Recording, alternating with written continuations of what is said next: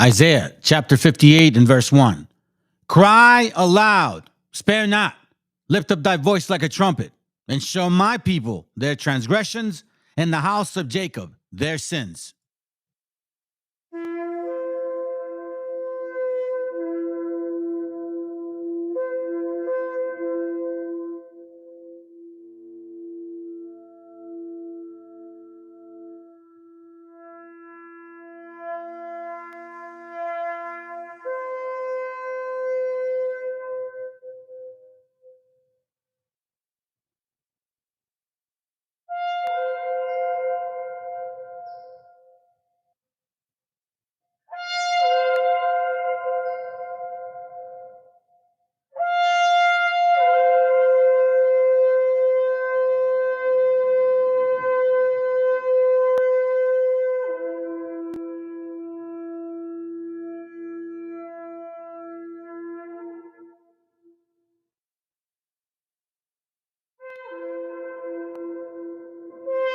Copyright disclaimer.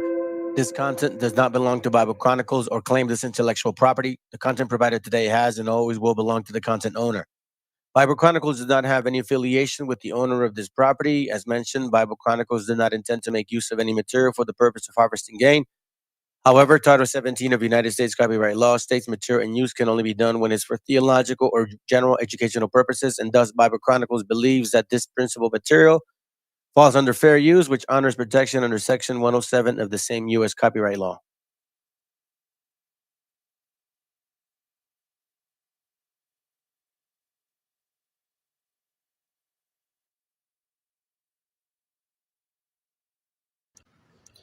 Next time someone tells you that they are Aboriginal or that black people was in America before slavery, know that you are talking to a crack baby who probably smoked crack as an adult too, okay? So. Mexicano bandido, todo el barrio prendido, siempre ando bien juido, siempre poniendo ruido. Mexicanos al grito de guerra, yo defiendo mi tierra, no me dejo de nadie, yo cuido a los míos, mi raza se aferra. Soy mexicano, esa es mi bandera, yo la levanto por donde quiera, verde, blanco, rojo hasta que muera, el barrio prendido ya quemó afuera. Soy mexicano, esa es mi bandera, yo la levanto por donde quiera, verde, blanco, rojo hasta que muera, el barrio prendido ya quemó afuera. Me voy tendido, me voy empinando mi bote, un poco mareado por la bebida y el borlote, me tiene hasta la riata la gente con su mitote, pero me despreocupo, me pelan todo el garrote, me para la chota, ya es por mi apariencia, que hay tantos delitos, que hay tanta demencia, yo no cargo nada, no más mi presencia, pinche puerco joto, atente a las consecuencias, si no topa el boy en breve nos para en la calle, no puede salir uno conmigo porque ya hay detalle, no quiere que conteste, quiere que yo solo calle,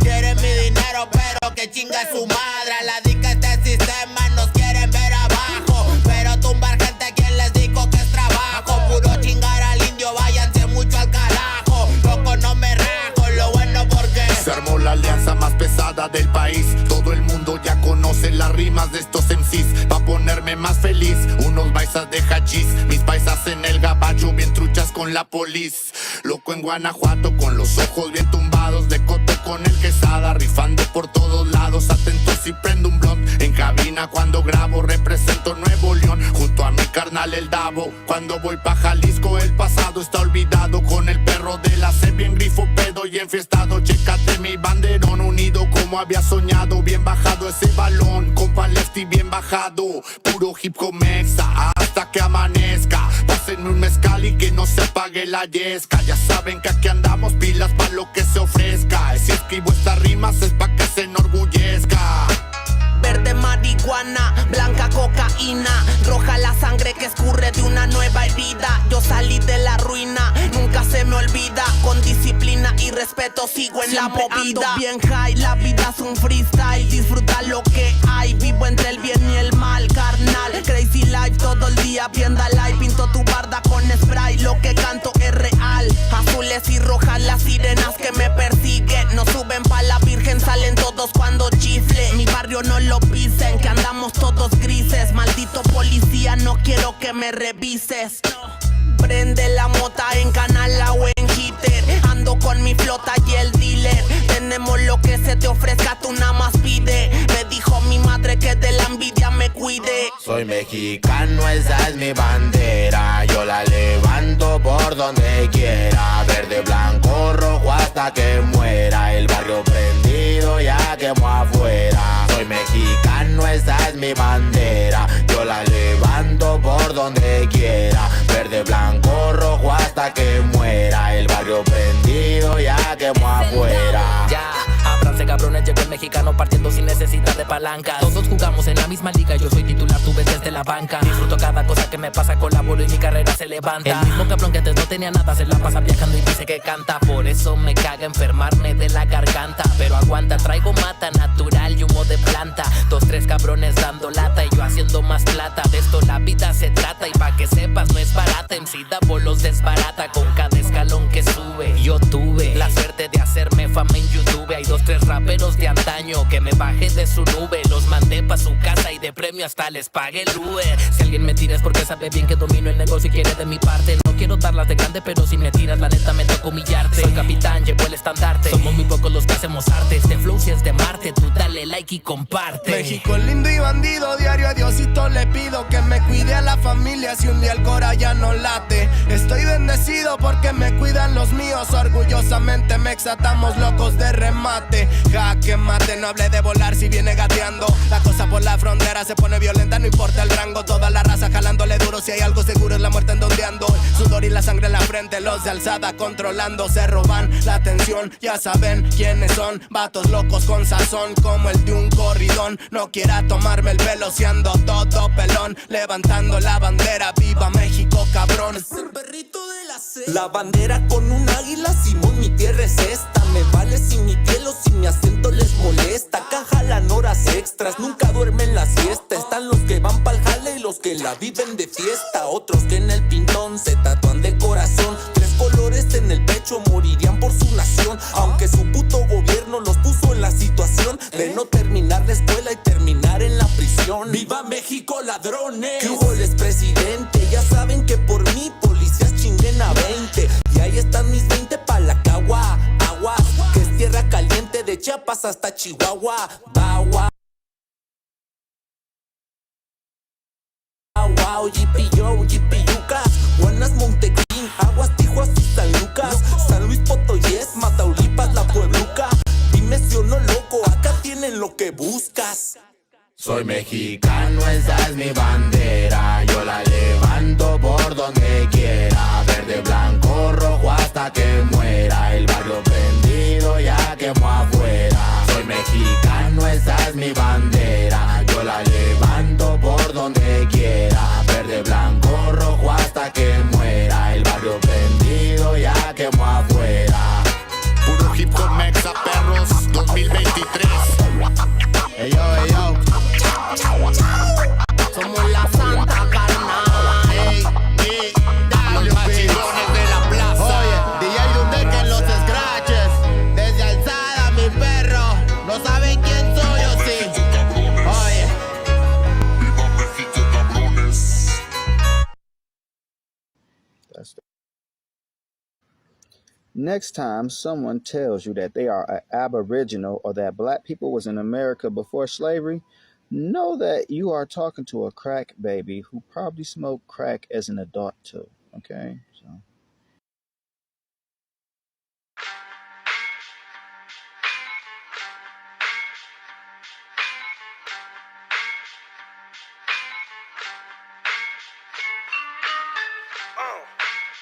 En la Plaza de Reyes, Black 50, Soplón. Yeah. ¿Qué vas a saber? ¿Qué vas a saber tú? Oye, Oye, chibolito, falto miel. Pulpín de los pulpines, batería de Rapunzel, de rapeos, de raptos, de lagartos en cuartel. Cualquier la pega de cruel con un viejo coronel. Soy flujo, se me antojó dormirme en el laurel. Elevé mi level con un label y un Faber Castell. Ya un papel, lo empape con sangre de todo aquel que se jura Nobel y no ve mis trenes en la riel. What's so man? ¿Por qué no sacan la tabua? Juro por mis aguas que no te hablo por las powers. Soy chinchado neto, búscame por pico sour y te voy a meter al centro loco como Beckenbauer. Escúchame atento mi pro, que estamos rompiéndole en pro. El negro de Plaza de Reyes como siempre rompe de este micrófono. Que quiere meterle como yo pero no puede meterle tacoprón. Si te pensabas que solo era un gallo, déjame decirle que se equivocó. Real motherfucker feeling on the street. Es el black shit, black sea metal de Plaza de Kings. Motherfucker, so bloom.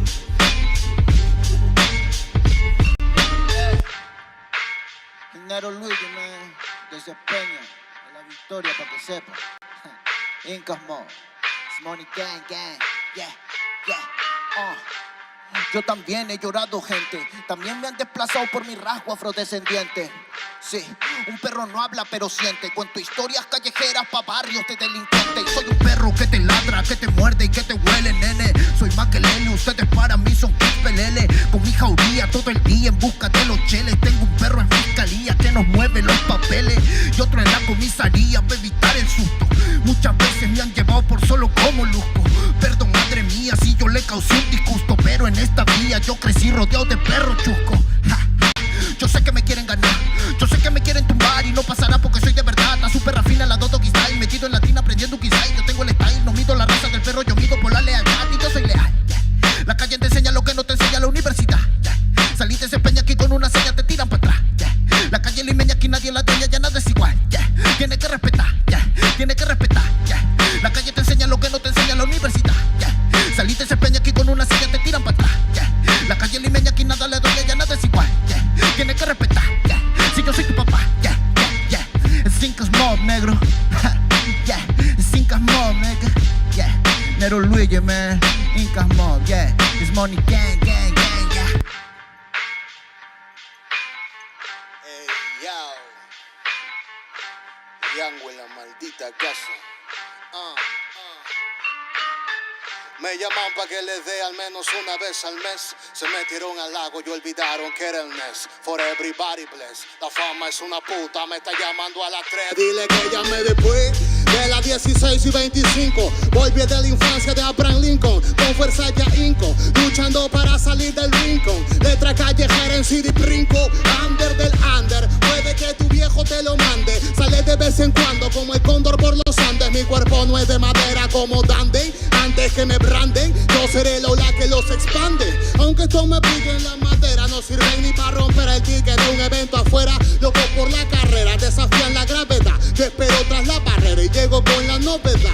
Niña, tú solo espera que ya encontré la manera. He visto bastante porque de lograrlo saltando escalones dentro de la escalera. La vida me puso al depósito, yo soy de púlpito pa' que el mundo conociéramos de esta parte mejor interprete que parido de esta cordillera. Sin luz afuera, que el espectáculo es dentro. La calle es mi templo, tiembla el pavimento. Cuando yo me concentro, mis disparos son temas. La calle un poema, se siente desde cuando entro. Y a toditos estos drogaditos que creen que rapean, los regreso al centro de mi balcón. Yo he visto el clown del clown en la misma gestión, pero a la malla no llega el balón. Y para esta pantalla no soy el patrón. Yo ya me sé la cuestión y doy fe por cada renglón. Consciente de la operación del final de Mbappé con la edad de bufón. De Yango en la maldita casa, Plaza de Rey y papá. El Nero Luigi, Black Cemental, hip hop peruano, rasgo en la maldita base.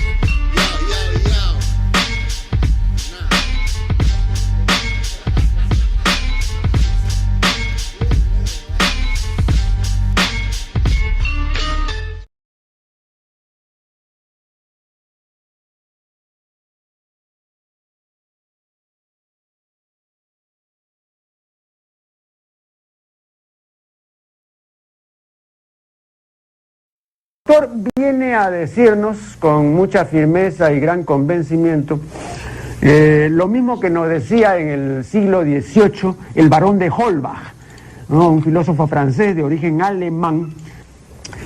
Si nos remontamos al comienzo, entonces hallaremos que la ignorancia y el temor crearon a los dioses. La fantasía, el entusiasmo o el engaño los adornaron o desfiguraron.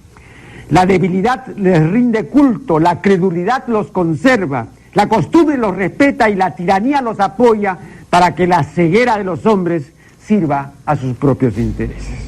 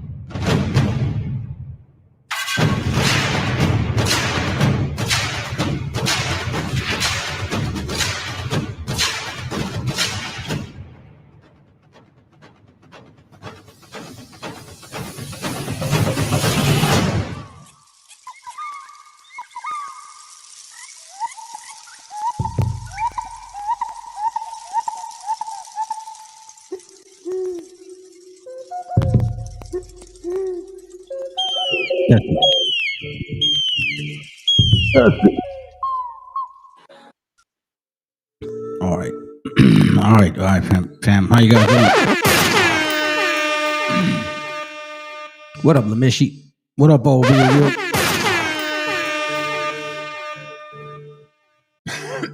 All praises. Thank you. Sis. Matter of fact, I'm glad you mentioned it. Because, sorry, my throat was hurting. I was drinking some water, and I guess it's not taking it away.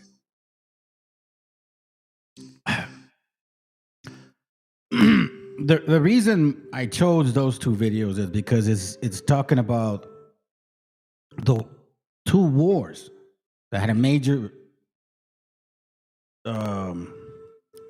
results, whichever were good or bad. You know what I'm saying? And we're at it again.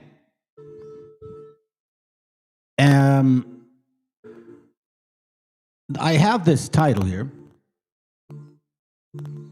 Assimilated African Canaanites. Now, I'm doing this for a purpose.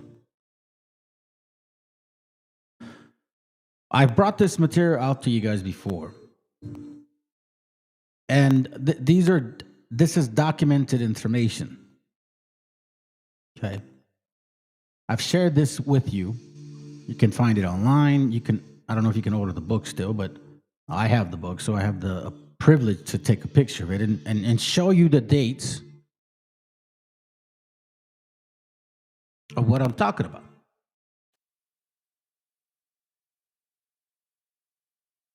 Okay? So we're going to start it off with this here, because that is important. You're talking about the Mexican War. Big changes happened after that. And then, in 1492 or 15 and change. So now it brings us up to this point, September 7th, 1900. That's 125 years ago. 125 years ago and a month, in about a month. Okay? No, actually, no. About 125 years and, I don't know, 8 days. We're not far from the 125th anniversary of this printing here. This is the Lutheran Witness printed, in that year. I've shared this material to you guys before, and I why do I stress it? I stress it because of what it's telling you. Whether you believe that God is real or not, I'm not saying that, okay? This is history of our indigenous gente. You know what I mean? That's what I'm talking about. These people, in that year, Dr. Francis S. Borden relates the following about the first Bible printed in Mexico. In the Christian Advocate, the printing press came to Mexico in 1539. However, some people want us to completely ignore that. So, I always ask people that claim that they are the original people from this land, then how come there's absolutely zero knowledge about this Christian compendium? Right? Now, keep this in mind, and I'm going to just get to the point here. So the printing press came to Mexico in 1539. For in that year, there was printed in Mexico in Spanish a brief compendium of Christian doctrine under the spouse of the famous Bishop Fray Juan de Zumarraga. That was just 81 years before the Mayflower brought the first pilgrims to Plymouth Bay. So I'm trying to make a point here, okay? From 1539 to 1810, when the immortal Hidalgo raised the cry of Mexican independence, or during the 271 years of Spanish rule or misrule in Mexico, Spain not only did not give Mexico a Bible, but sternly prohibited the publication of any part of the sacred scriptures in the language of the Mexican people. That prohibition is still enforced with regards to the printing of the Bible in any of the 52 different languages and dialects spoken in Mexico today. This is in September 7th, 1900. That's 125 years ago.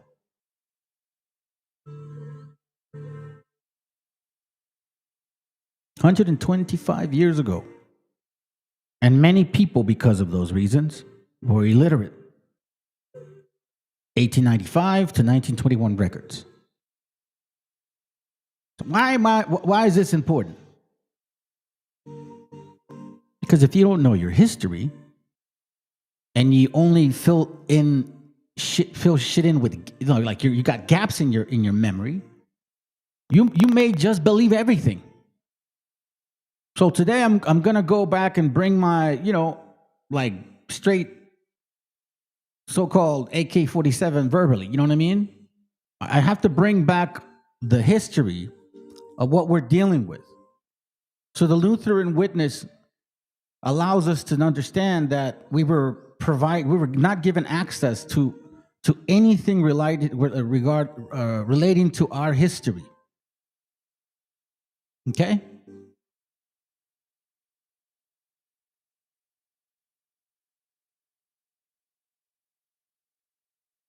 So keep this in mind.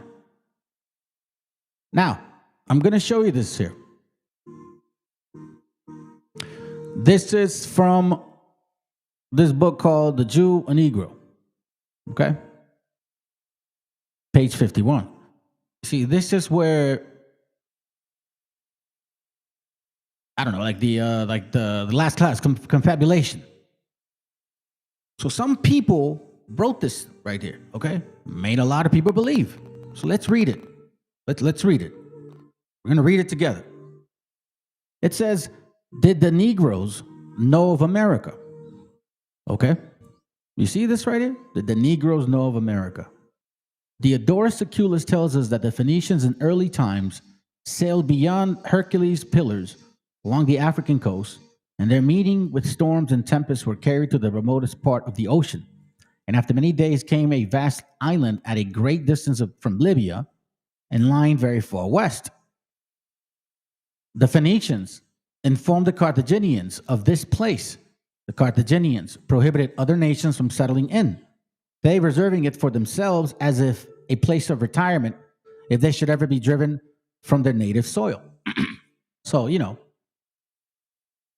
take that information, you have enough people pushing propaganda,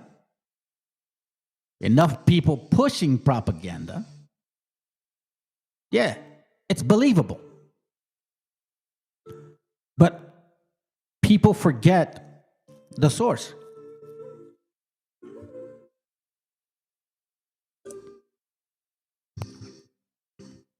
Give me a second. My throat's coming back, man. That's good. So anyhow, we just read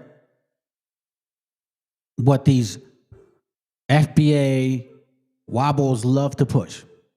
Okay? We just read this. This is part of their arsenal.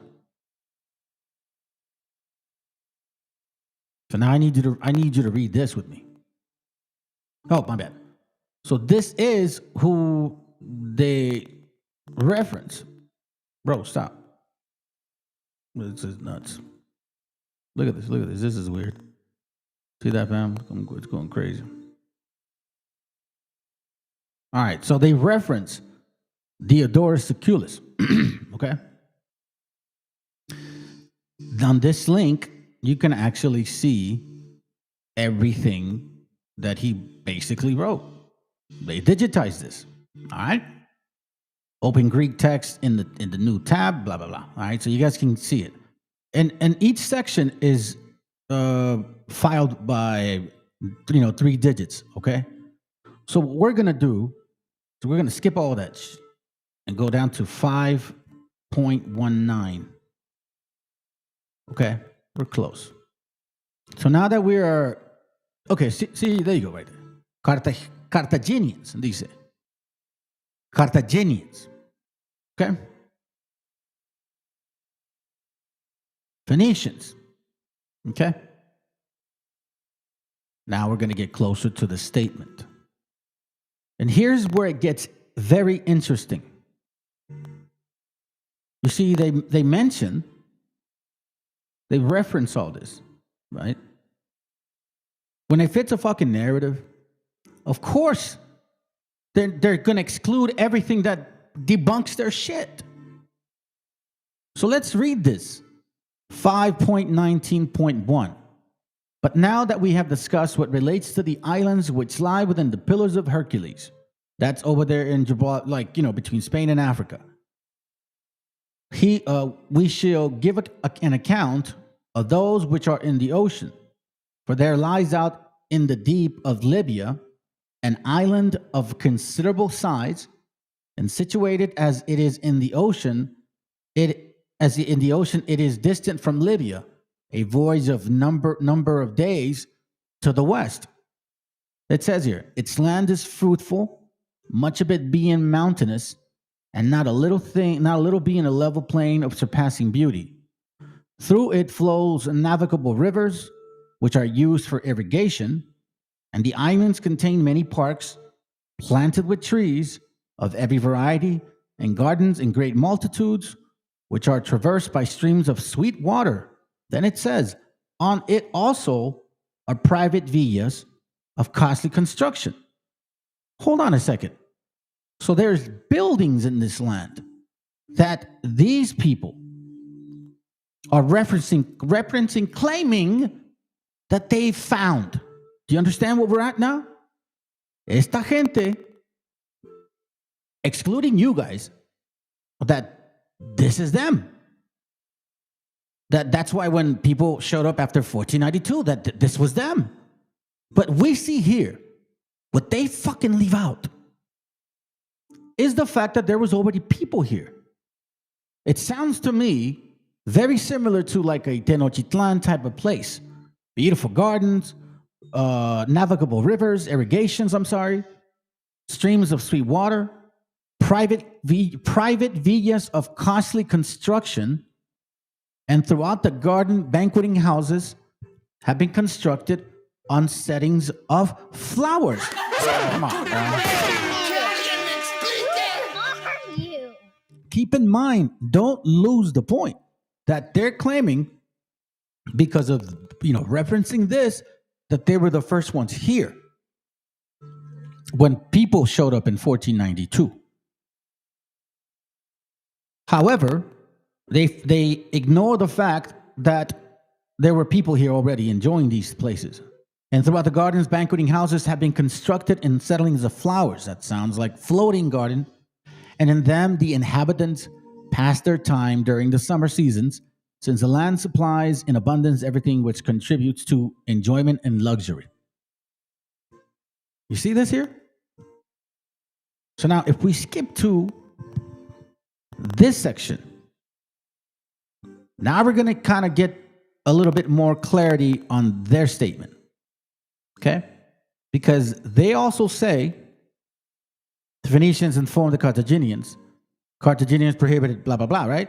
Yes, it's true. But keep in mind what 5.19 was saying. It says the Phoenicians, this is 5.20.3. The Phoenicians, Then, while exploring the coast outside of the pillars for the reasons we have stated, and while sailing along the shores of Libya, North Africa, they were driven by windstorms a great distance out into the ocean after passing Spain and Africa, like the pillars of Gibraltar. And after being storm-tossed for many days, they were carried ashore on the island we mentioned above. And when they had observed its facility and nature, they caused it to be known to all men. Consequently, the Tyrrhenians and at the time were the masters of the sea, purposed to dispatch a colony to it, but the Carthaginians prevented their doing so, partly out of a concern lest many inhabitants of Carthage should remove there because of the excellence of the land, and partly in order to have ready in it a place in which to seek refuge against an incalculable turn of fortune. 1492 ring a bell? In case some total disaster should overtake Carthage. Remember, Cartagena is named in part of Colombia. For it was their thought that, since they were masters of the sea, they would thus be able to move, household and all, to an island which was unknown to their conquerors. You see that? So this sounds to me, by the way, if you've ever been involved in the 12-tribe chart classes, they tell people that the so-called Northern Kingdom jumped on fucking ships from Africa all the way over here, bro. So it's no different than this story. You see this? They would thus be able to move, household and all, to an island which was unknown to their conquerors. So these people were being conquered. But remember, keep in mind that this island wasn't lonely, right? Why? Because there was already construction, people living here. So this here leaves out a lot of information. Doesn't prove a damn thing, does it? Because by using this statement, you're saying that these people shouldn't be here because nobody was here based on that statement. Again, I really want to emphasize this because if you think about, let me see where it's at. Where are you at? Okay. I've shared this to you before. All right. I'm taking some steps back, kind of bringing you along into that history so then we can kind of see certain things here. So now this book is called The History of the Conquest of Spain by the Arab Moors. Arab is one thing. Moors is also another. So these Arab Moors, as you know by now, you should, did conquer parts of Europe. There's a reason why I'm doing this. I want to show you this to you, okay? I'll show this to you.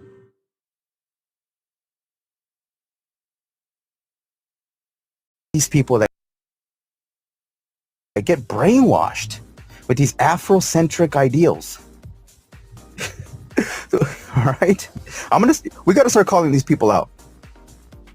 Okay, so my peeps, for those of you who know me, you guys know that I always bring the facts.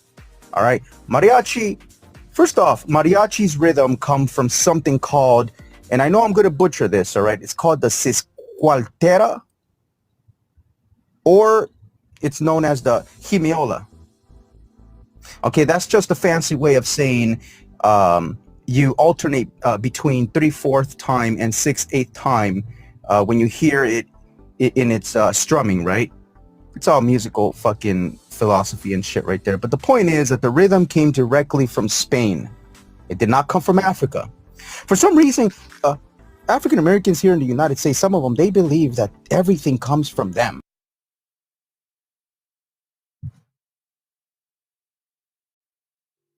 Okay, so why am I showing you that? It's like, what the fuck is that about? Okay, so apparently this dumbass, I don't know what is this dude thinking anyways. Mariachi, oh my God. And I get it, man. I get it. Pinche gente pendeja, güey. So now I will speak on this because I am from Guadalajara technically. Came as a young kid, citizen, all that stuff, you know? So I have the experience of being from over there. And you guys are going to be surprised by the fact that the word Guadalajara, first of all, has a what they call Arabic influence. Okay? It really, really does. I don't give a shit. As we know, I've showed you guys books of who's been here, the Jews and the Muslims of British Columbia. Hello, shit.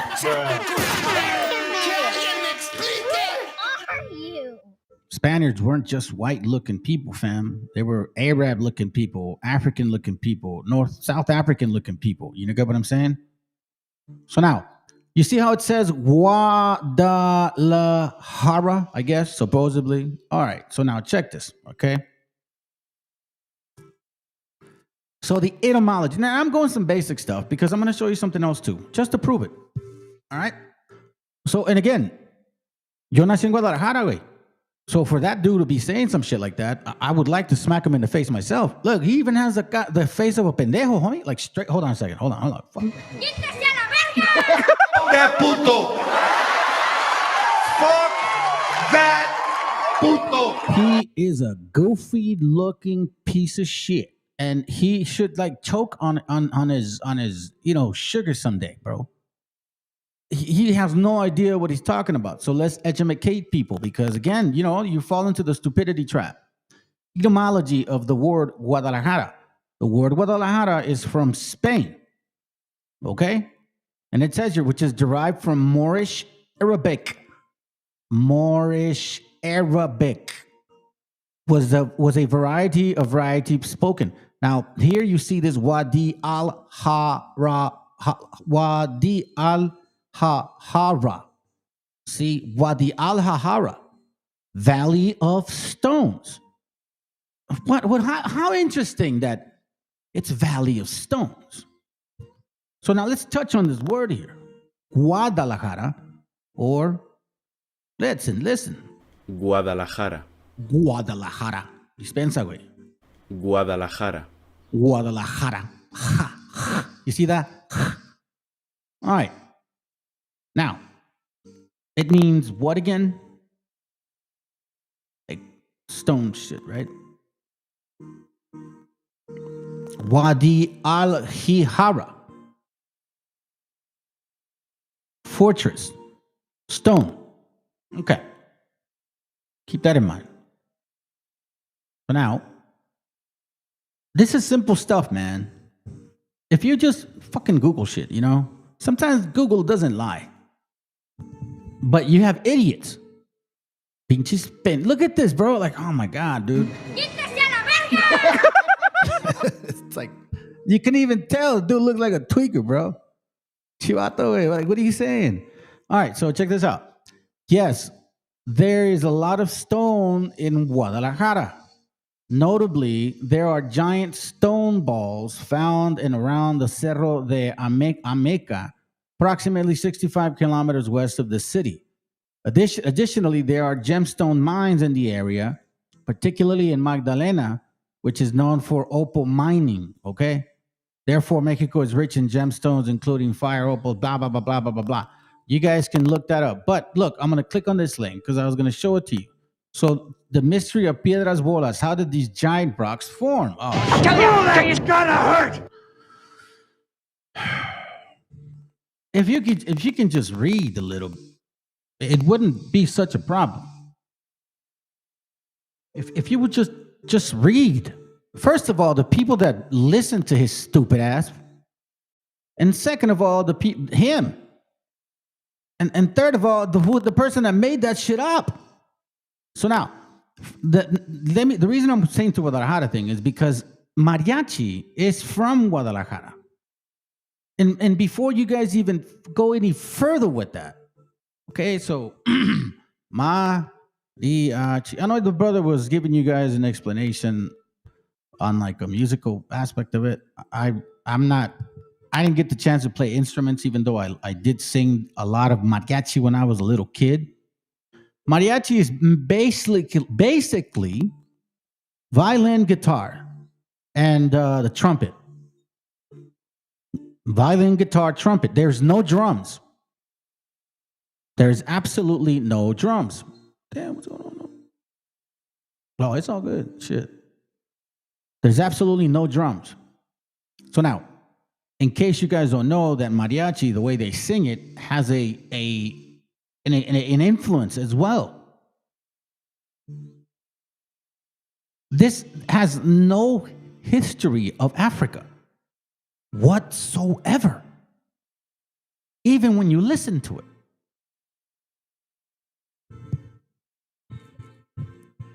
So check this out.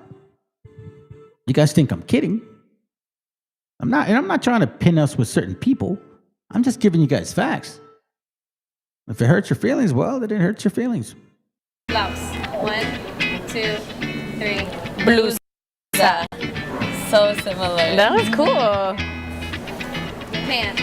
1, 2, 3. Pantalones. How do you say it? Pantalon. Pantalon. That's cool. Pantalones. Shirt. 1, 2, 3. Camisa. Oh, you're just saying an A after, so it's like almost the same. Yeah, camisa. Camis? Yeah. Sugar. 1, 2, 3. Azúcar. Oh! You following what I'm talking about? So the Spanish language has a Arabic influence. What do you say? Hold on, let me get. Oh, what up, brother Joe? Oh, my bad. Hold on. I didn't switch up the button section. What up, brother? My brother-in-law is from Guadalajara. Yeah, cool, bro. He said he does this. He does this to try and raise our people, and he's a kid. That's why he's goofy, bro. He's an idiot. I bet, man, I don't even want to think about it, but he probably is, like that insect mayate, bro. He's like that. Hey, what up, VTC? What up, dog? So again, let's not forget. Let me kind of go back before we miss the point. The point being is, some people are claiming, the goofy dude that was here earlier, like supposedly mariachis are from African origin. It's like, what are you talking about, man? So me being from there, I know some history about this shit. And, not that I want to show it to everybody, just say it's needed now. So let me explain these things to you. And I'm like, bro, the name Guadalajara has an Arabic origin. Some of the words in Spanish are not like originally from Spain. They were taken pieces from Arab because, again, Arabs conquered most of North Africa, took some North Africans with them, conquered Spain and Portugal. That is a fact. That's not a fucking lie. You understand what I'm saying? So now, let's not forget where our origin comes from, because when you say stuff like that, it's not only do you sound stupid, but you lie to people and make them get sicker. Because for Wabos to be doing this at this point, Wabos are sick in the head, basically. There's no other answer to it. Blouse. 1, 2, 3. Blusa. So similar. That was cool. Pants. 1, 2, 3. Pantalones. How do you say it? Pantalon. Pantalon. That's cool. Pantalones. Shirt. 1, 2, 3. Camisa. Oh, you're just saying an A after, so it's like almost the same. Yeah, camisa. Camis? Yeah. Sugar. 1, 2, 3. Azúcar. Oh, that was cool. Azúcar. I basically speak Arabic. Guitar. 1, 2, 3. Guitarra. It's the same. Say it? Guitarra. Cooking oil. 1, 2, 3. Aceite. Zit? Yeah. It's like this. Aceite. Zit. Yeah. Yeah. Scorpion. 1, 2, 3. Alacrán. It's like sort of similar. Say it? Alacrán. Alacrán. Yeah. Ours has more of an N at the end. Yeah. Until. 1, 2, 3. Hatta. Hasta. You just have an S in there. Yes, hasta. Hatta. That's awesome. Music. 1, 2, 3. Musica. Música. Hey. That's the same thing. That one's like the one. Yeah, that that's the one that's like the same. Equal. Reason I wanted to share that with you is because when you sing mariachi, right, with their vocals, it's very similar to, like, let's put it this way, like Gypsy King type style. And they're like guitar and voice. Mariachi's guitars and voice. That's it. There's no drums. It doesn't sound exactly the same, but you can tell the branching off of that.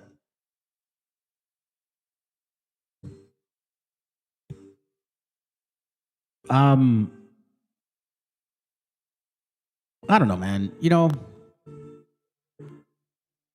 sometimes you tell people this type of information and you would think that they'll embrace it. And matter of fact, they even get offended by that shit.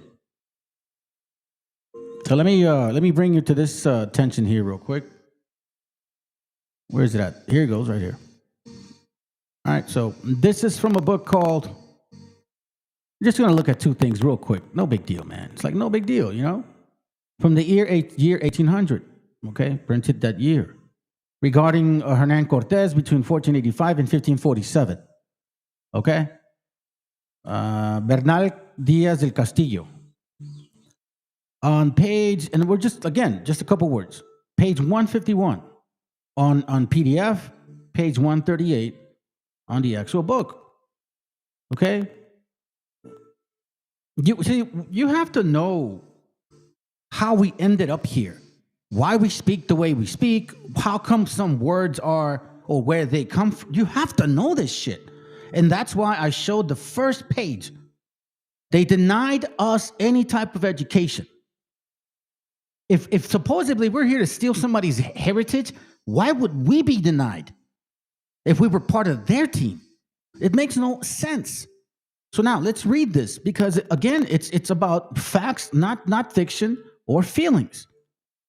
It says on page 138, we're talking about here supposedly some color-colored people were originally here, and we just fucking came and stole their heritage. Somehow we stole their bean diet and their rice diet and their guacamole diet and their, I don't know, tacos diet. I guess we stole tacos and all that stuff from them, apparently, because there's nowhere else in the world that food is from. It's not Asian. It's not European. It's not Spaniard. So let's read this real quick, because I find this very, very, very difficult to then understand. I'm more confused now then. If the original people here were black like black, okay. It says here that the great Montezuma was in this time age about 40 years, of good stature, well proportioned, and thin. It says his complexion was much fairer than that of the Indians. He wore his hair short, just covering his ears. Okay. The only way you can wear your hair short and cover your ears is if you have straight hair. Okay? Now it says his complexion was much fairer than that of the Indians, with little beard, well arranged, thin and black. His face was rather long, with a pleasant countenance, good eye, yada, yada, yada. Okay? See what I'm saying? All right. Let's go to this other page. So help me understand this. It says here, page 313, Cuauhtémoc was of a noble appearance, both in person and countenance. His features were rather large and cheerful, with a lively eyes. His age was about 23 or 4 years, and his complexion very fair for an Indian.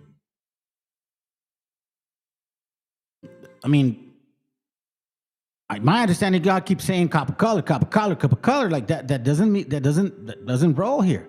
His queen, and Denise Moctezuma, was young and very handsome. I'm just going to run through this. I'm not even going to like look too much into it. Again, it's whatever you guys want to believe. A study in the Hebrew and Indian. My sincere belief is that this is what they really want. They hate the fact that we have so much in common with this Hebrew language, customs, and ways. And if you read the Bible, curses. Because it was first BHI. Then Wobble-ism came into play, then FBA, because they knew they could not do. I'm telling you, they're not interested in your feathers, family. They're not, I mean, they try to wear them and shit, but it's not what it is. You can look through this book. I'll show you the name. I'm not going to stay on it. This is just a point. A study in Hebrew and Indian languages. It's an excellent book. A study in Hebrew and Indian languages. You can even preface that with the Nexus, the book that I showed you guys before. If I don't have it around me, I'm not going to look for it. Nope. Excellent comparable. We have to really know that. Now, remember I showed you guys the Spanish Arab Moors, right? Okay. And I told you, man, you wanted me to bring out the guns. I'm bringing out the guns. Because I guess, people got to be reminded, man. This is a book from Leo Africanus. Okay? Leo Africanus. Printed in the 1600s. Regarding 1492 through approximately 1550. That's what he's referring to. Now, mind you, he is of African descent. Leo Africanus. This is a man in that was living around 1492. Okay? Documented information, all of these things, and his stuff was printed in 1600. So if supposedly current people now, right? The so-called white man, if he's the one that took away all this heritage, and somehow, some way, nobody else knew. But this man right here, he says, "En contraire, mon frère." Even if you try to hide into that Moorish nonsense, right? We the Moors. Okay. So let's say you are. Let me show you real quick. As you can see, a geographical history of Africa, written in Arabic. Why? Because if you recall, Spain was conquered by Arabs and Moors, right? So it shouldn't blow your mind like, oh, that was, no. Let's look at history and stay in the branch. Not walk around and make up some shit and like add to it because it fucking feels good. Or go blabbering around for 30 fucking minutes because of how you feel. Oh, and by the way, donations, please. A Geographical History of Africa. Written in Arabic and Italian by John Leo A. Moore. You see, this is John Leo A. Moore, born in Granada, brought up in Barbary. Okay? Now, we're going to go back to page 140 and 141. Thank you, brother.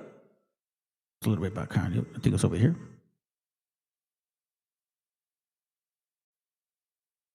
It's actually in chapter, it's got to be in chapter, there it goes. It's in chapter 2, if I'm not mistaken. Hold on a second.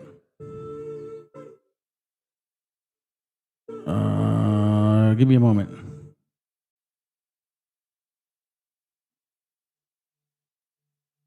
Oh, yeah, I know what page you're talking about, but I gotta prove a point here. So this is on page 6 of, I believe, chapter 2. The first, yeah, okay, so this is the first book, or second book, I believe. It says the original of the people of Africa. This is in 1600. This is not a book from Colombiados shown in 1845 or 1890. This is an African man expressing who and what he knows. So let's go with it. About the original of the Africans, historiographers do much disagree. For some will have them to be derived from the inhabitants of Palestina, because as they say, being expelled out of their own country by Assyrians, they came at length into Africa, and seeing the fruitfulness of the soil, chose it to be their place of habitation. Others are of the opinion that they took their original from Sabians, a people of Arabia, and that before such time as they were put to flight by the Assyrians or Ethiopians, as had been aforesaid. So now it differentiates Africans from Ethiopians here. Interesting, isn't it?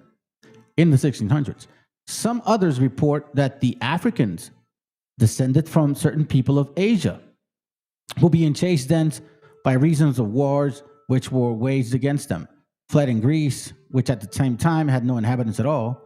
Howbeit, the enemy still pursuing them, they were forced to cross the sea of Morea and being arrived in Africa to settle themselves there.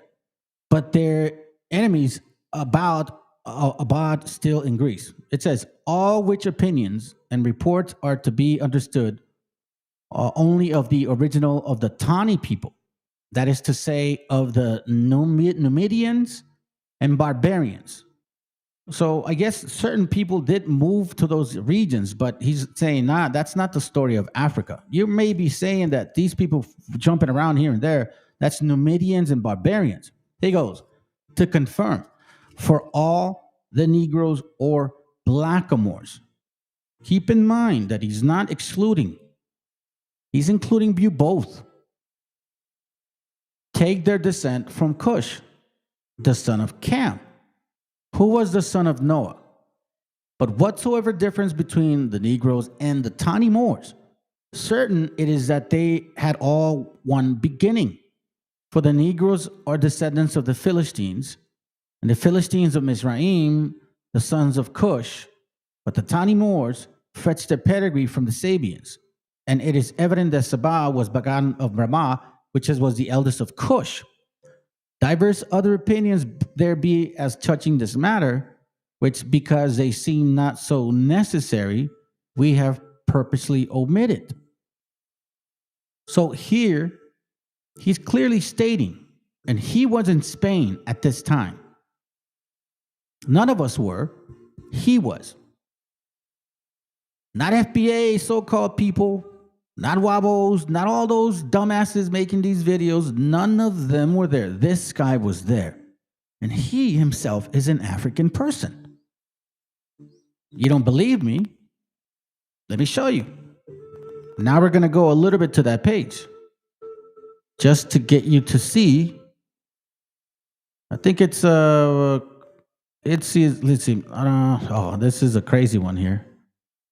Hold on, let me see. And so much that often the parties affected are cool. Okay, it's talking about, diseases over there. Let me see.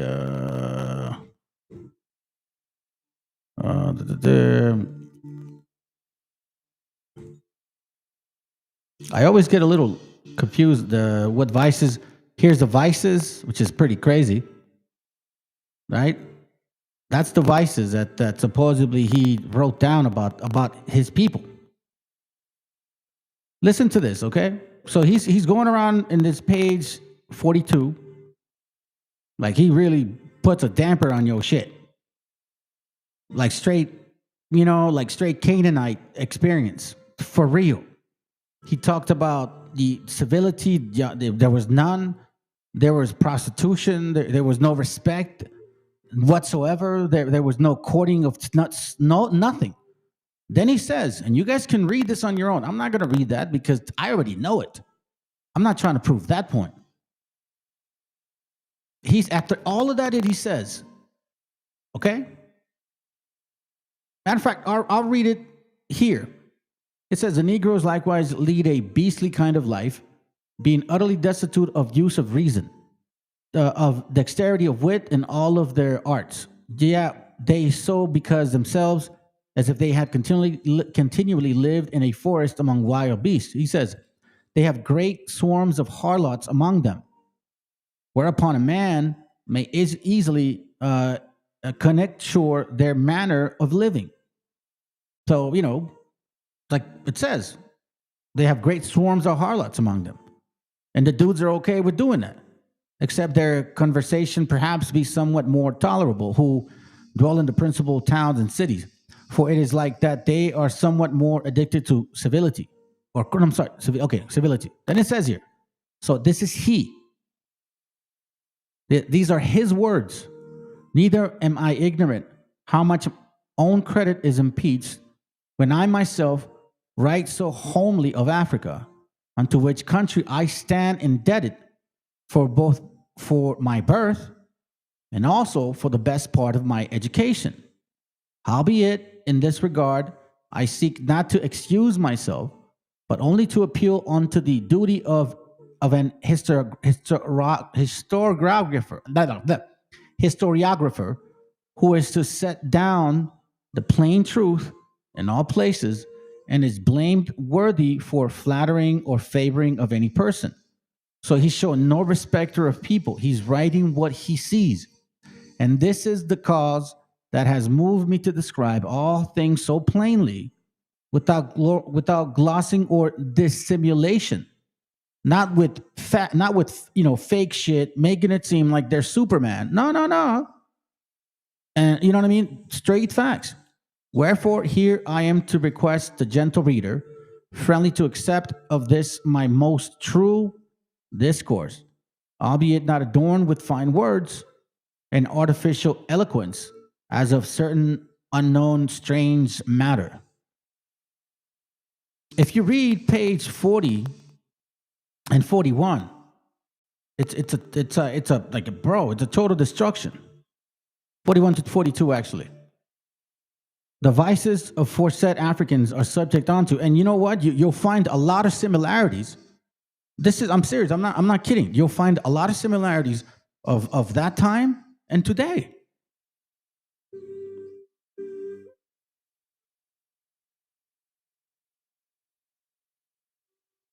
Now, I'm going to show this to you. It's important that you get this one, okay? It has to be this one, because a lot of people that don't like to read truth will go to things like this from 1896, and it absolutely cuts out everything that's really important, to be quite frank with you. So you also have to know what you're reading. Partly true is still in doubt. Nah, you can't have it like that. Conditions of Morocco in Leo's day. It's an updated version, which basically they translate for you, because I guess some people are just too lazy to learn how to read this. Now, with all that being said, why does this matter to me? Again, you know what I mean? Why? Like, I always ask questions. I like to ask questions, man. There's nothing wrong with asking questions. Like I said earlier, you know, it's important. Like, reading is fucking important, man. Reading in its proper, true form. Understanding what you're reading. Knowing what you're reading. Right? Okay.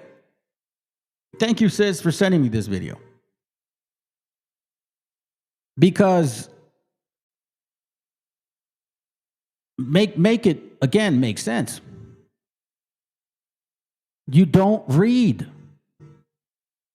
I know you don't read because you're showing pictures.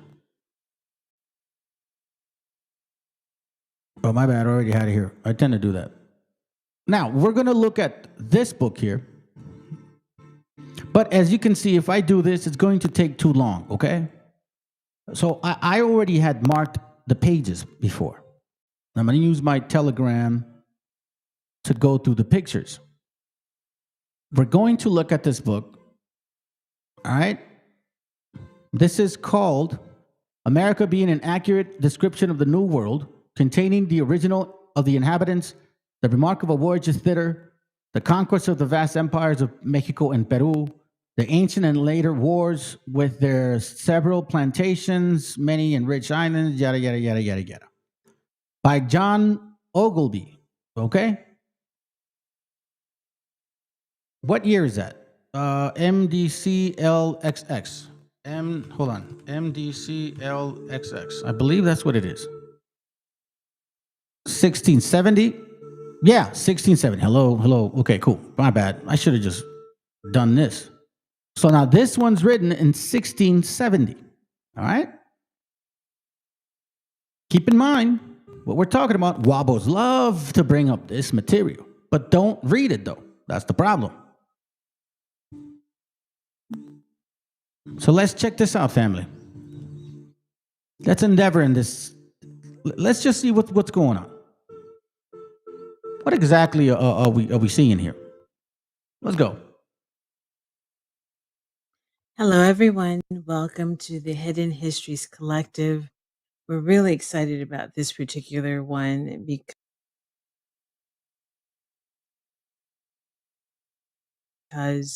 we have been talking so much about American Indians and our status in this country and our history. And it's, sometimes it can be a bit of an uphill battle because we're fighting and pushing up against the narrative of the day. But I think this book is going to really help to put some things out there and to start having different conversations and having some really important ones. Now, some of you may be familiar with this particular book that I'm about to show you, and I hope that you are, because it's going to be an important series that we're going to be putting together around this book, which is about 800 pages.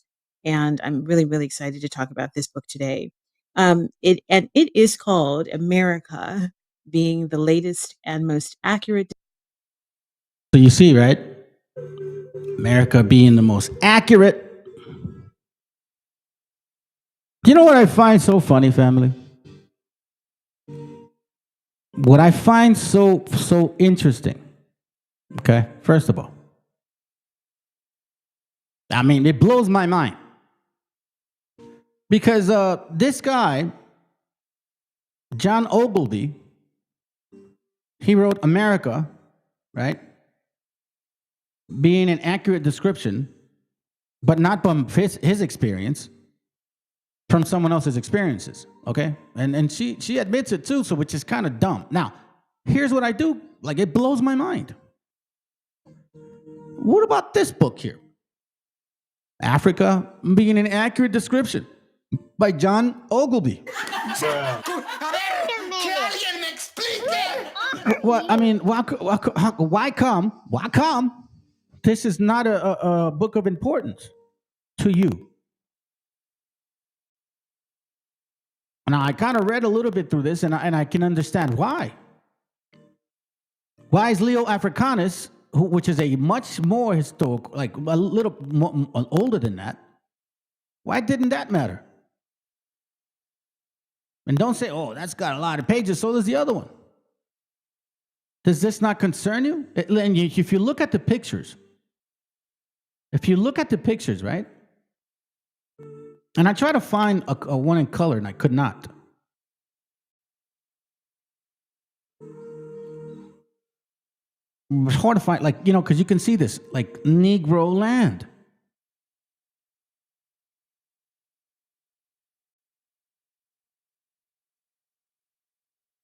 See what I'm saying?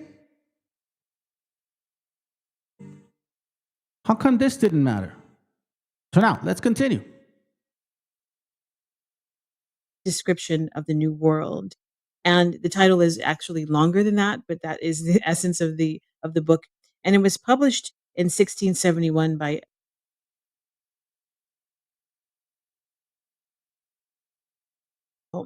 But when he sat down and he wrote this book, he hadn't really written it from scratch. It was actually a translation and a compilation of earlier sources, mostly from the Dutch, Spanish, and Portuguese accounts.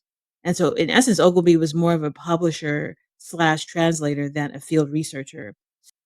Okay, so there, right there, I mean, I don't know why none of you ever considered, just for a moment, ponder, like, Well, he wasn't here. So who gave him the picture concept? But you use the picture. You're using a man's experience, which didn't have any. And you say, obviously, he was a publisher, but you use his picture. So why would you use it? Why would you consider it reliable? And then, like, did you ignore this here? I mean, you guys are only looking at this, but what about this person here? And why are these animals with horns? You know what I mean? So now, again, this is Ogilvy. Let's continue. So, but even that was pretty extensive because, like I said, maps in America were often adapted from earlier 16th and 17th century works. So the book itself is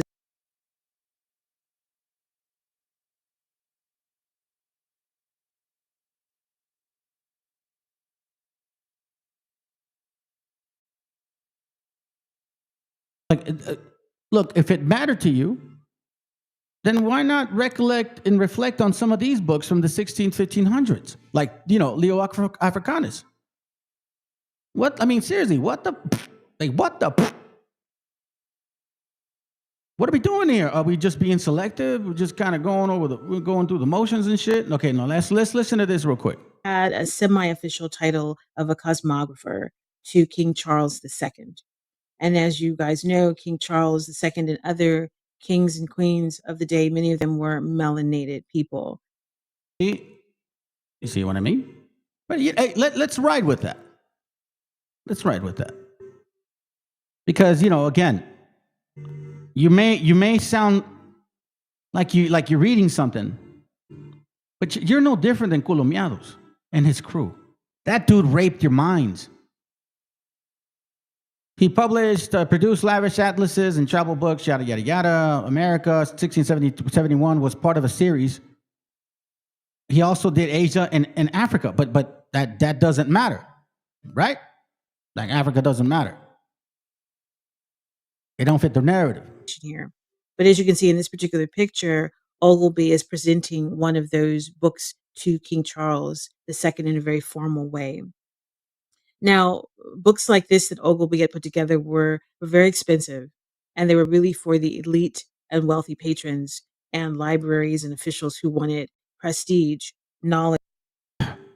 No, only people with money were able to buy books. That's what it was. It was that simple. It was just that simple. If you had the money, you could buy it. And usually it was those people with power. Let's be honest, family. Child protection rights just began like this last century. Prior to like 1920, bro, kids were working in fucking factories and shit. You know what I mean? Bruh. Come on, give me a break, man. Let me skip to some point because she's just doing some stuff. Whatever. Let's continue here. Let's read this. I'm gonna show you some. I'm gonna show you the book. Don't even trip. Let's go. Because England was in a fierce rivalry with both Spain and the Dutch for colonial dominance in the Americas. And so publishing a massive authoritative book such as this on the quote unquote New World helped to assert England's intellectual and cultural stake in America. And so by doing that, they were able to show, well, here, they were telling you about, here's what we know about America. We've been there. We know. Here's the funny part. In the same breath, she also says that melanated people were the ones that were, King Charles II. So which elites are we talking about? The white elites or Swati elites or black elites? Which ones are we talking about here? In the same breath, you're saying that the elitists were Swati? Okay. So much about this place. And so when you see these images, pay really, really special attention to the social standing of, I guess you could say, the Aboriginal. As you can see in this particular sketch, there were many slaves surrounding this particular Aboriginal. And they weren't African slaves, as you can see. Now, one of the things about reading the book, no, we ain't reading the book. We're just kind of like, Ogilvy Society likely traces their deep cultural continuity back. Okay, so the society's Ogilvy shows in America likely trace their deep cultural continuity back 600 to 1,000 years earlier, or at least to the 8th, 10th century, sometimes much farther. Maya and Andean civilization go back 2,000 years, which apparently they think that they're Maya too. And again, we're looking at pictures. Are we just doing pictures? Oh, okay. All right, we got a page. Let's go. Honduras, Jamaica, Puerto Oakley's book is nearly 800 pages long with sanctions. Okay, here we go. All right. Rico, Cuba, and more. So when you think of that, you think of the volume, the content in this book. You're talking about many different territories and areas that made up North America. Now, here's the thing. Think about this, and we've said this often, but I'm saying this on the record for the Hidden Histories Collective and our video presentations, is that when you think of all this is all grifting, man. It's all grifting, bro. Oh, God, dog. Y'all fucking people are crazy. I call this straight up Negro grifting. Y'all are just trying to make money, man. This isn't really about the heritage. Not for certain people, fam. This is about the money they can make. Because you got dumbasses that will fall for it. They're doing it right now. They're lost their minds. They're making dumbass songs too. all these territories, they were already inhabited by many, many, many indigenous peoples, millions. Okay. So when we talk about the transatlantic, let me get that right, transatlantic slave trade, what are we talking about? Right. And I'm just putting that question out there. I know this isn't the topic of this presentation, but it has to be said and it has to be noted that this particular book highlights that these are established countries, right? Established territories, I should say. And this whole concept of the slave trade puts everything in a very, very different light. And one of the So without saying it, basically she's saying that the people that lived in these places were blackity black, right? That's what she's saying. Mincing with words ain't gonna fucking get you nowhere. You know what I'm saying? Like, for real. This is it just like, it's silly to me that you want to mince with words.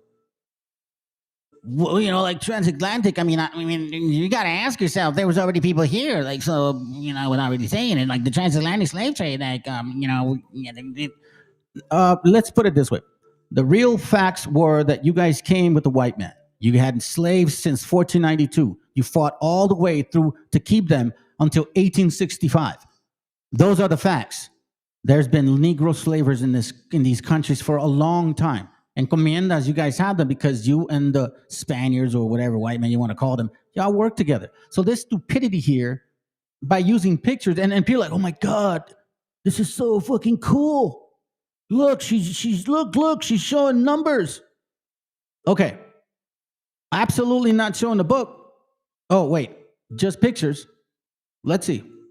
If the Americas were already full of indigenous peoples, does it make sense that millions of Africans had to be shipped to the various regions? Ogilvy's book forces us to confront this contradiction. What does he force you to do? You haven't showed the page about what you're talking about. Let's continue. And when you see these people, they're dark-skinned people, right? And I'm going to get even deeper with that as we move on here. And I just want to show you again some images from the book, some illustrations from the book, so that you can see the people that were sketched and drawn. And clearly, this man here has curly hair and he's dark. You know, just this being really real. Okay. Some more images and illustrations. Yeah, here we go. And so when you see this book in its totality, it really, I don't want to see the pictures. When you see the pictures of like, oh my God. So you're saying, like, this is what they're saying, family, that they built Tenochtitlan, Iztapalapa,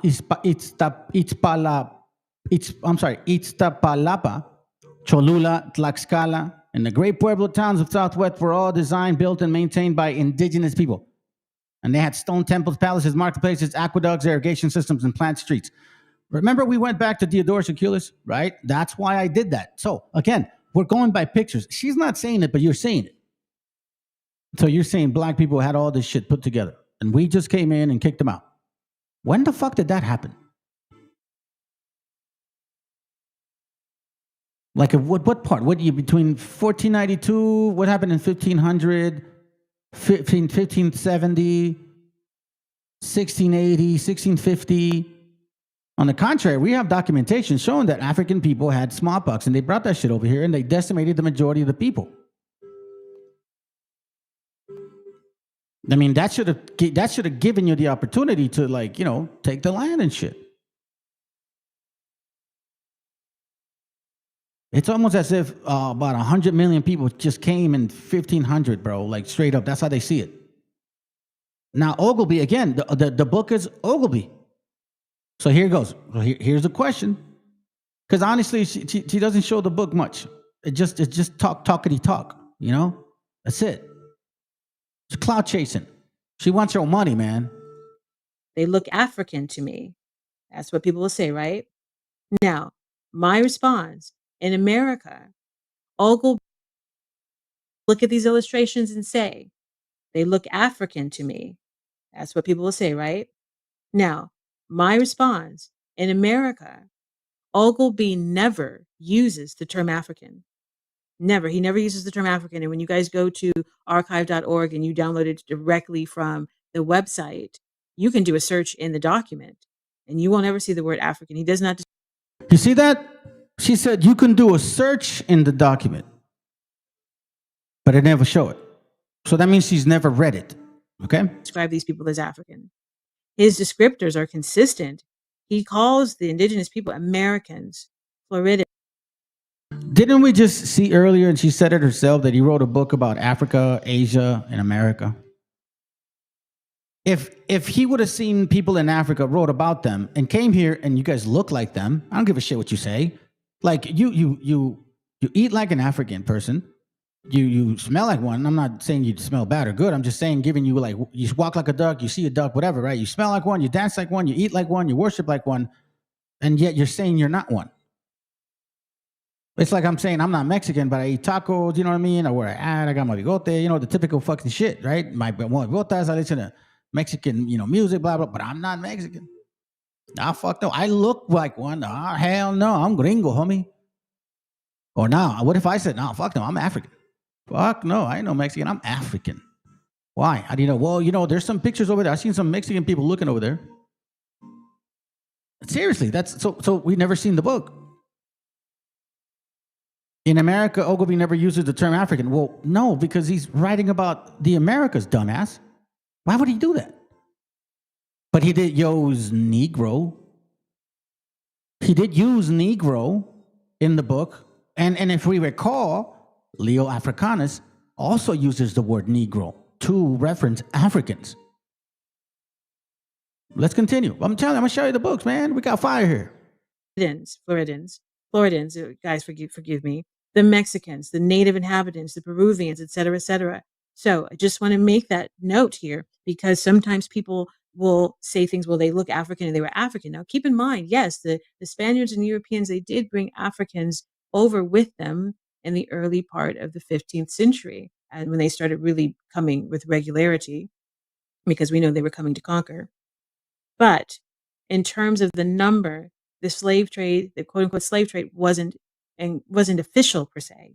So when Ogilvy writes and puts together this book, he's putting together the book not just based on his perceptions, but on what he has in front of him based on the Dutch and the Portuguese and Spaniards, what everyone else has been saying. So he's not even.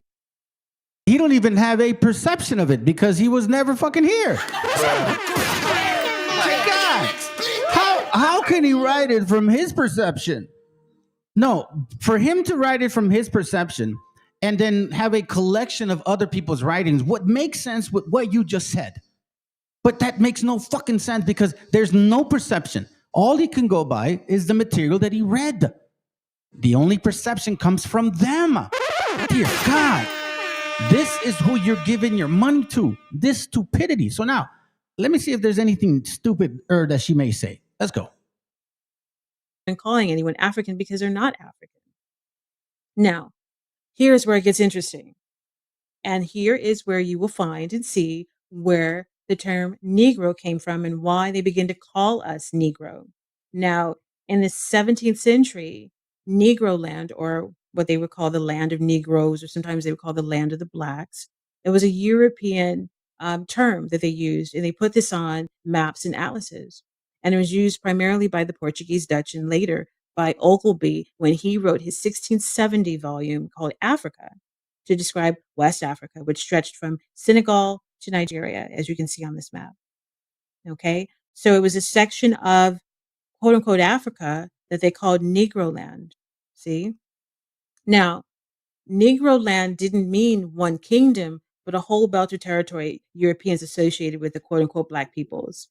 And on maps, you'll often see it placed just below the Sahara, okay, covering the Sahel region. Now, when Ogilvy wrote Africa, the book, because it was another book, and I'm also going to create, not create, but I'm going to include the link of that book as well, which is almost, I think it's a little over, it may be over 900 pages, I think that one is. Now, in Ogilvy's Africa, the full title includes the land of Negroes, Guinea, Ethiopia, where Negro land is broadly applied. So think of it from this perspective. Ogilvy writes America, which is a whole different set of people. Then he writes Africa, which is again another whole set of people. But by the time we start reaching into the, the areas of the slave trade, that's when people just start calling folks Negroes, right? They just You hear that? You hear that? It makes no sense because we do see that the terminology was used at that time. So you're saying, well, you never said African, but then you're saying, well, that the word Negro was never used until over here. And stone towns with plazas, gardens, and waterways. And we're going to be doing a series, as I mentioned. But the thing, folks, Negroes, right? They just, we start reaching into the, the areas of the slave trade. That's when people just start calling folks Negroes, right? They just, anybody who had dark skin was a Negro. Now, I want to talk about the importance of this book. And I know I'm doing a really kind of quick overview over this. Well, I'm just wanting to lie to you. Hold on. Let me see what else, some dumb shit she says. All right. So hold on. In Ogilvy's engraving, he saw dark-skinned people in stone towns with plazas, gardens, and waterways. Okay. They weren't Spanish cities. They were indigenous cities built centuries before the conquest.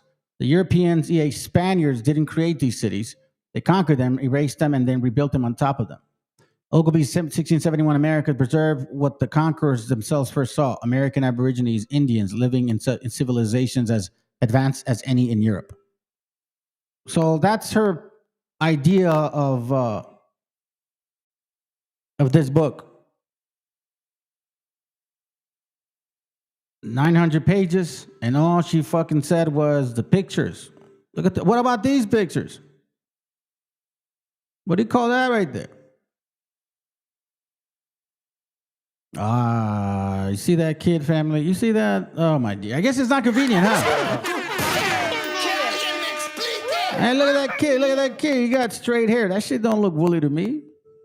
What are you fucking talking about? What are you saying? What are you doing, man? What are we talking about here? The unknown South. America. We're still looking at America. Correct? Or am I seeing things here? Look, let's look at some more pictures. What about this shit right here? Now, again, I don't like to just show you guys pictures, but what happened to these pictures? Look, I barely clicked on 2 pages. Hold on. Let me see the top of that right there. What about this person right here? They don't look dark. Because they're not talking about Europeans in this book. Remember? America. Americas. I'm just showing you the pictures real quick, fam. Here it goes right here, look. So they use this, right? They use that. Oh, that's got to be us. Look at the hair, though. The shit is flowing, man. That's not woolly shit.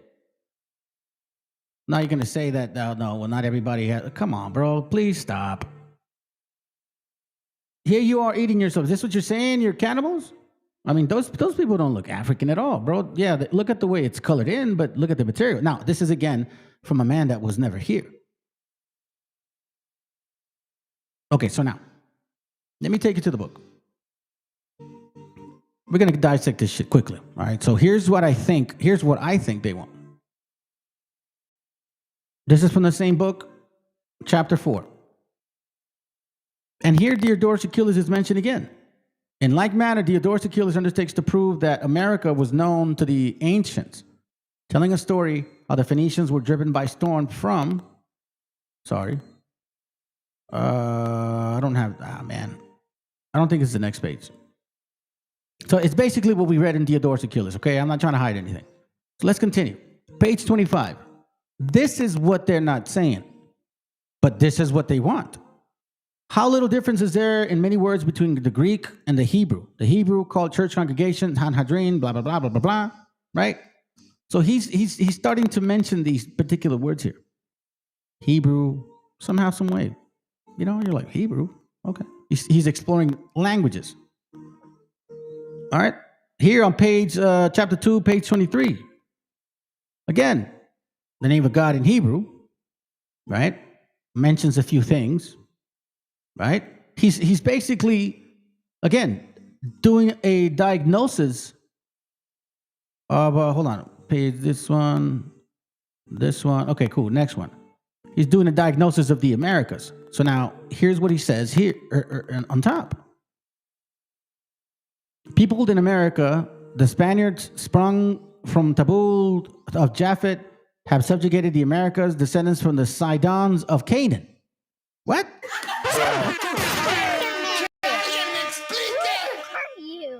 Have subjected the Americans descended from Sidon of Canaan, wherein is fulfilled that prophecy of Moses that Canaan should be servants of Japhet. But it seems a great mistake to derive the Phoenicians from Canaan, for they are extracted from Shem, Eber, Abraham, Esau, I think, first name Edom, from his saying Adam, whatever. So you see, like he's kind of going through like Bible stuff, you know, trying to compare. Okay, so this is what he's writing. It's a big book. Then it says here, but who can find the least likeness between the Hebrew or the Arabic tongue with the Americans? Lastly, since Phoenicians acknowledge Esau for a father, what then concerns the Americans, the curse of Canaan, since they are no more extracted from Canaan than the Phoenicians? So apparently Ogilvy thinks that these natives are Canaanites.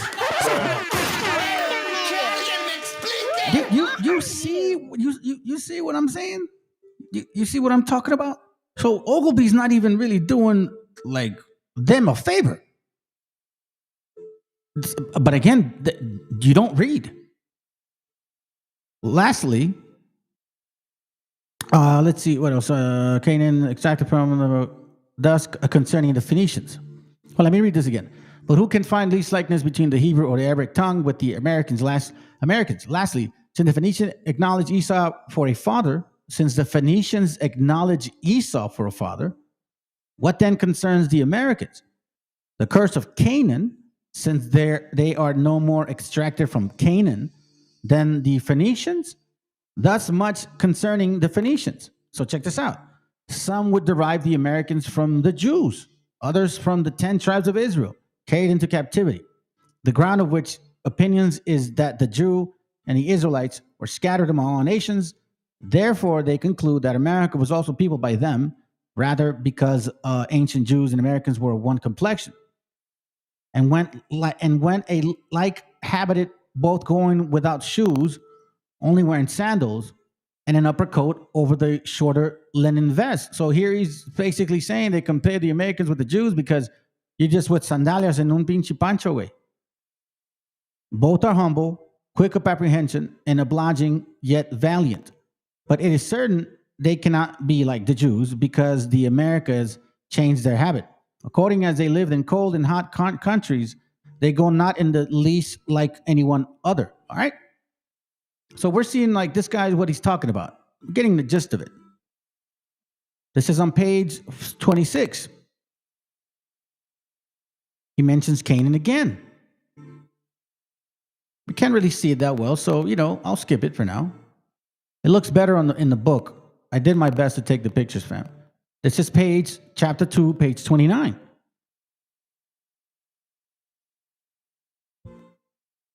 So here he's still kind of referencing some type of biblical history regarding, what he's trying to understand from what he's reading. Remember, from what he's reading. So he's mentioning things that he's read before. He's never been here. Chapter 3, page 33.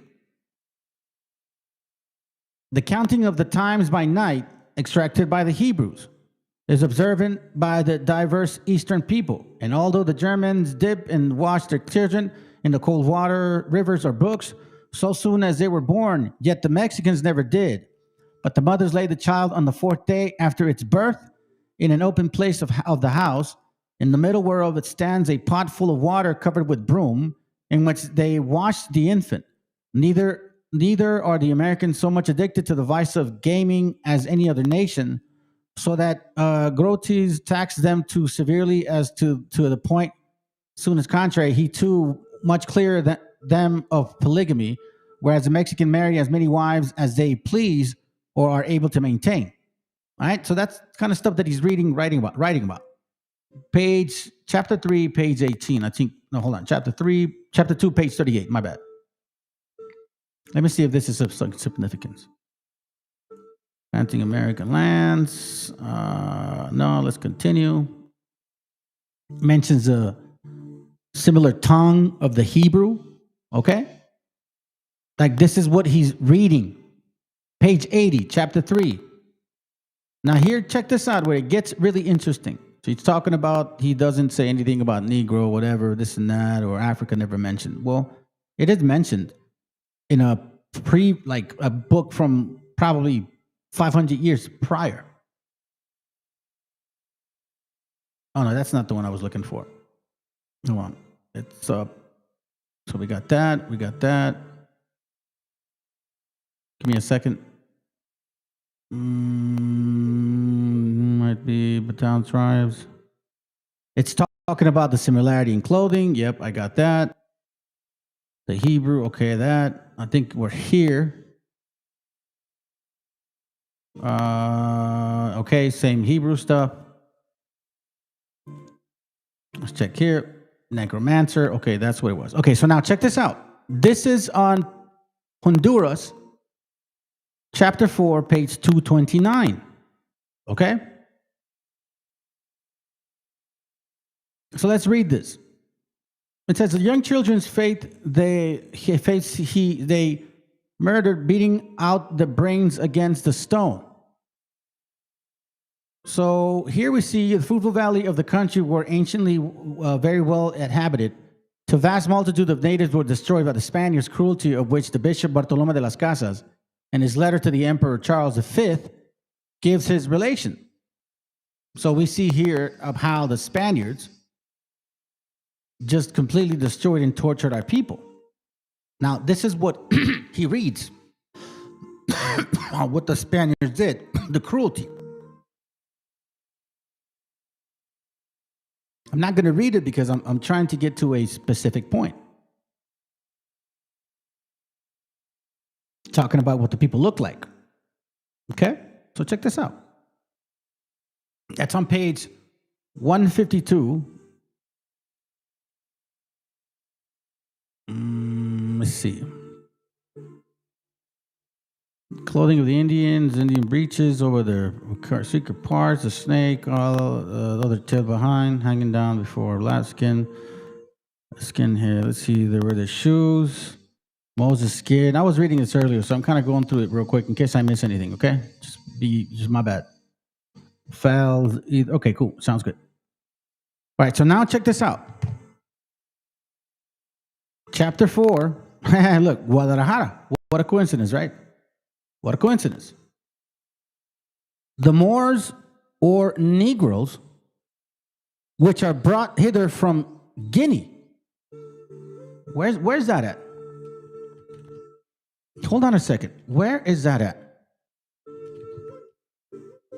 Where's Guinea, family? What are we talking about here? Where is Guinea? Guinea is right there in Africa. What are we doing? What are you talking about, lady? The Moors or Negroes, which are brought hither from Guinea. He didn't have to say Africa because he was calling the fucking country. Because Africa is a continent, not a country. Why would he say Africa? You see the difference? So when he said Africa, he wrote about the continent of Africa. When he said America, he wrote about the continent of America. I don't know if he was in Africa, but I know he wasn't here. The Moors or Negroes, which are brought hither from Guinea, do all manner of hard labor. The Guachichiles and Guamares are valiant people and have each their peculiar language, utterly different from the Mexicans.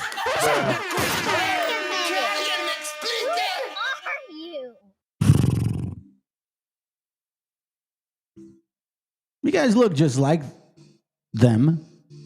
Would there be any difference here?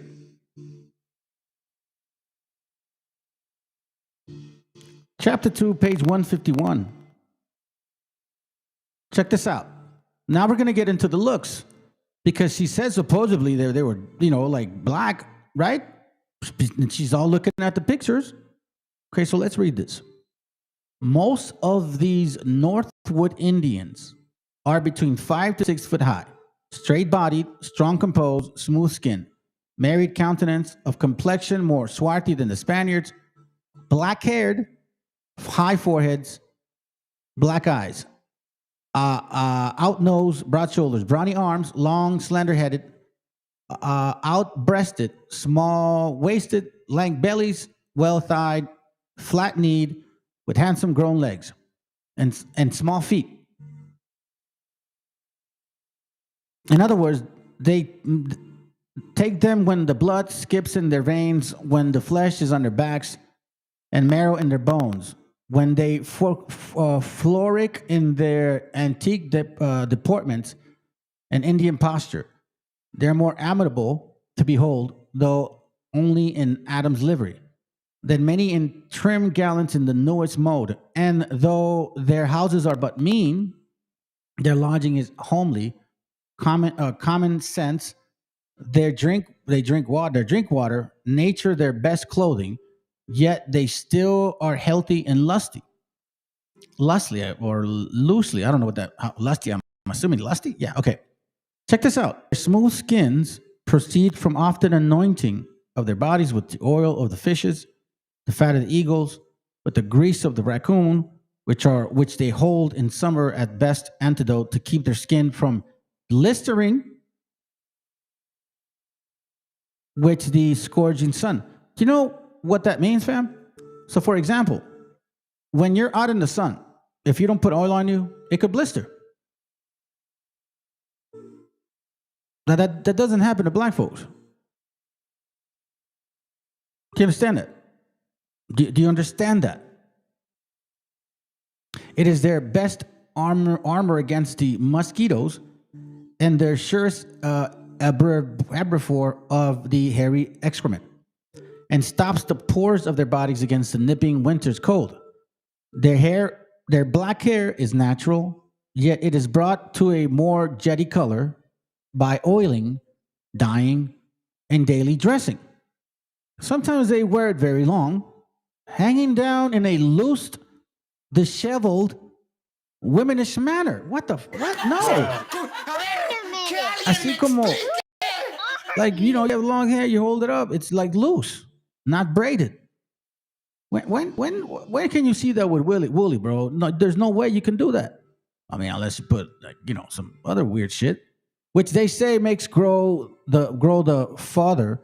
They're not a little fantastical, I guess, in their particular. Their boys being not permitted to wear their hair long till 16 years of age.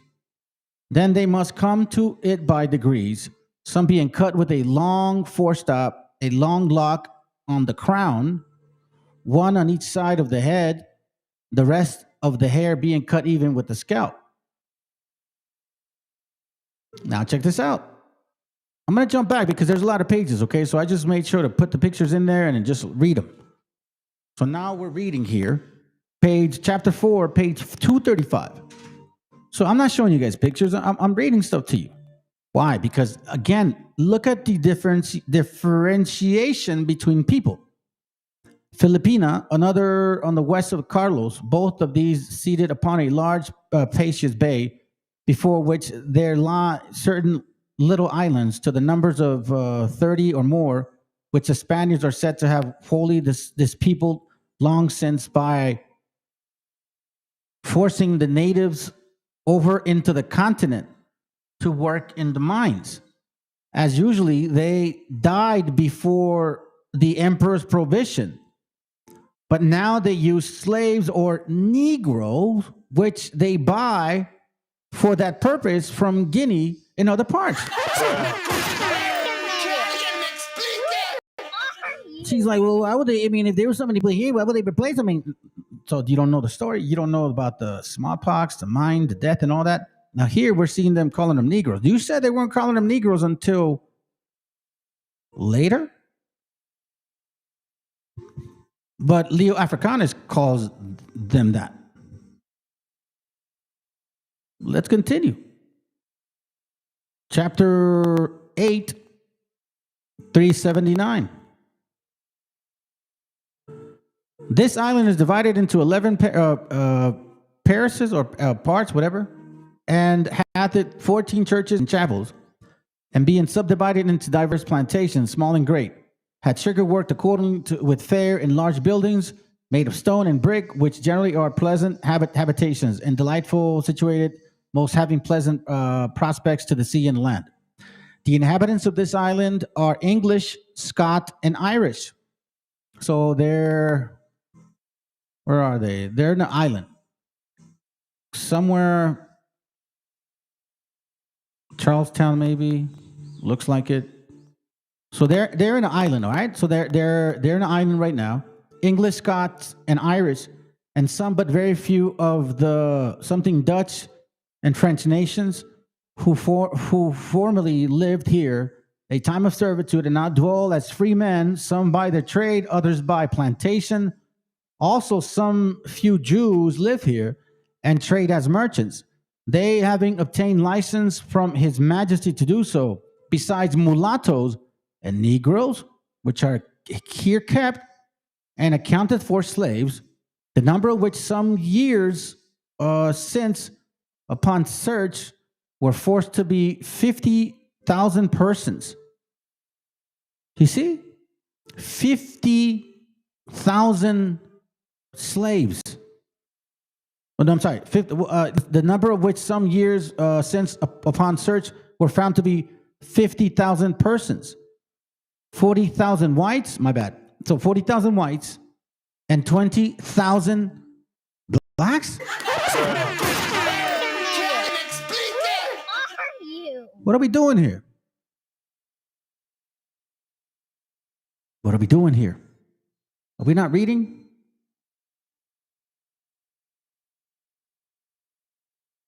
It's an interesting thing here that in this page 398, chapter I don't know what,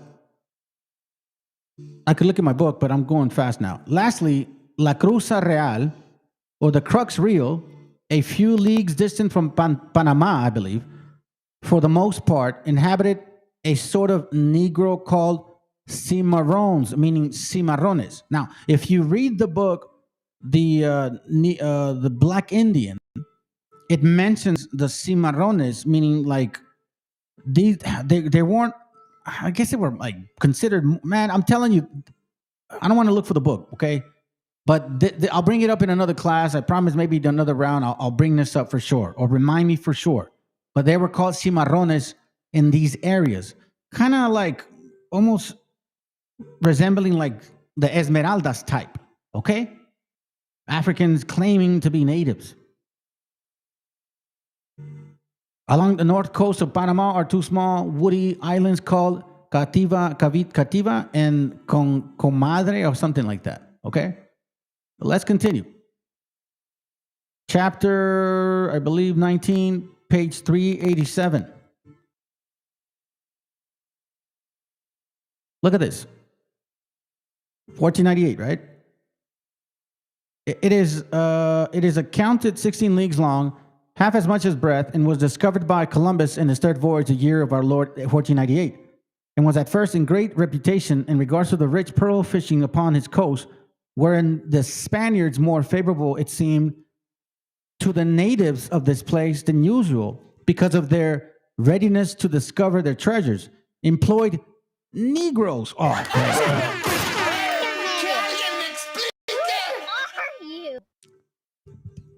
These people were called Negroes. These people were called Negroes. Natives were there too. So are you telling me you natives, supposedly, were not? I mean, I don't understand, because you said that at this time they weren't considered Negroes. See what I'm saying? And if you guys look alike, how could they differentiate natives to Negroes? Look at this. Check this out. And let's see. In the year 1601, Captain Parker, with a fleet of English, put on shore here and took as many prisoners as he had 500 pounds of pearl for the ransom of I don't know what. And at his coming away, took a ship he met from off the coast of Angola, Africa, with 370 Negroes aboard her, who were going to be sold for slaves. What are we doing here? You are totally debunking your shit with this book. You're saying at this time, like, no, there was no trafficking people. The transatlantic wasn't true.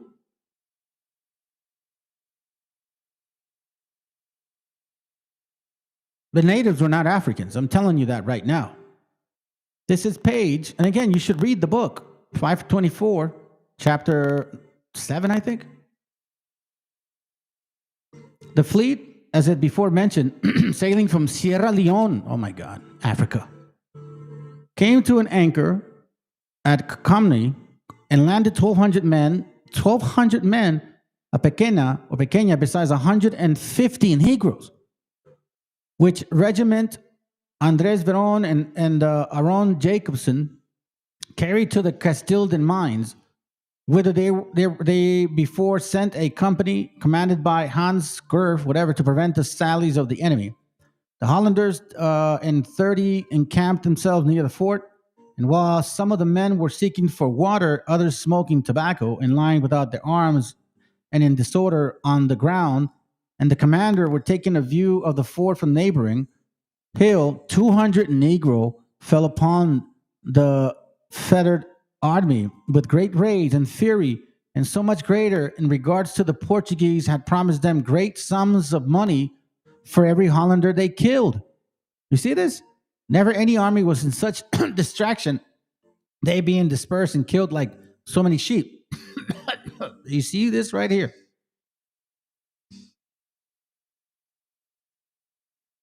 This book completely debunks everything you guys are saying.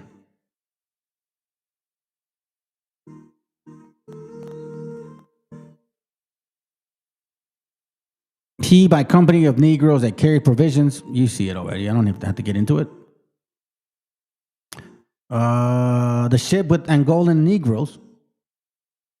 Again, chapter 7, page 539. I don't understand. Like, do you not read this book? Chapter 7, 541. With 500 men and 40 Negroes. See? Since 1492, you guys been coming and helping these people. And yes, some of you guys were in servitude, but not everybody. Look at this. January 3, 1636, by a renegade Negro, the Spanish army, consisting of 300,000 men, were come to Rodrigo de Barros, his sugar mill, about 5 leagues from Baripero, something like that. Y'all can read it. But you're getting the point. I'm going through this book. She didn't do any of that. She gave you guys pictures. Try to claim, oh, well, this is who we are. Not really. No, like there's a big difference between the people of Africa and the people of the Americas. And the people of the Americas are not Africans, never looked African, never ate like Africans, never had the experience that we've had. So please stop it. Negroes inhabiting here, let's see, there we go. Okay, so we see a lot of this stuff, right? A Negro that served a Spanish captain. You see? You're saying that y'all came like slaves. No. You came with the Spaniards. Remember the Muslims and the Moors? Arab Moors, you know what I'm saying? Remember that shit? Come on, man. What are we doing here? A Negro that served a Spanish captain called Henrik Diaz being taken informed the Hollanders that the Spanish fleet was much weakened by a poisonous air on the coast of Africa. Whoa, he said Africa. She said that in the entire book, you will not find the word Africa. You will not find the word Africa. What up, brother? Good to have you here. I'll answer in a bit. Let me just finish. You know what? If it wasn't for this, man, I would have had a boxing channel. Let's put it that way. I boxed since I was 9 years old. Man, I'll lie. I was watching boxing since I was 9. I started boxing around 13, 14. And then, I don't do that shit now, but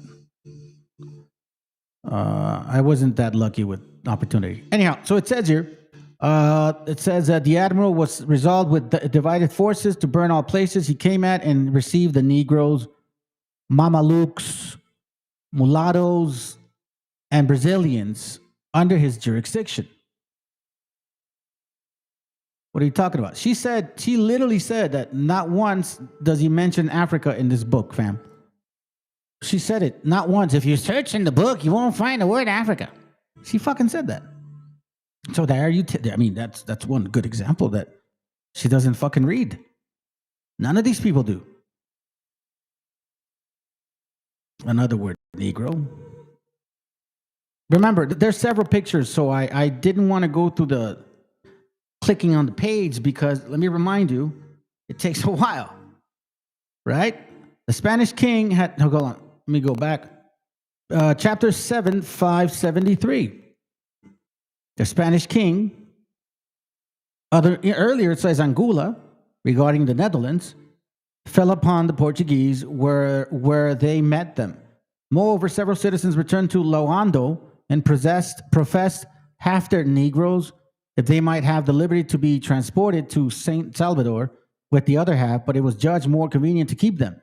And by fair means also invited the rest, because it appeared by the Angolan accounts that the profit of the Negro trade amounted yearly to 56 tons of gold, and charges of garrisons and sittings of the ships being deducted from it. The Spanish king had yearly above 50,000 Negroes from hence to employ in his American mines. Look, in the book, Africa's Gift to America, it also mentions this shit. Like, you guys came as conquistadors too. And yes, some of you guys were slaves. The majority of you were indentured servants, meaning that you would fight your way through that shit. If you could serve them, you would be free. That whole 1619 shit that's a lie. That's not the first time you stepped on this land. Chapter 7, 576. We're just kind of going on some quick pictures here. Look, in the interim, Gray Maurice had a design upon the city of Buenos Aires, South America, southern part of Brazil, near the River Plata, where a way leads by land to Peru, and whither the silver and Negroes were often brought, especially when any ships were suspected to block the channel of Panama. Again, Angola, Guinea, Africa. What are you talking about, woman? Is it really because you want to know about your heritage, or is it because you just want to collect money from your people? Chapter 7, 577. 200 Negroes, a golden collar, a pot, besides many Negroes for the West India Company.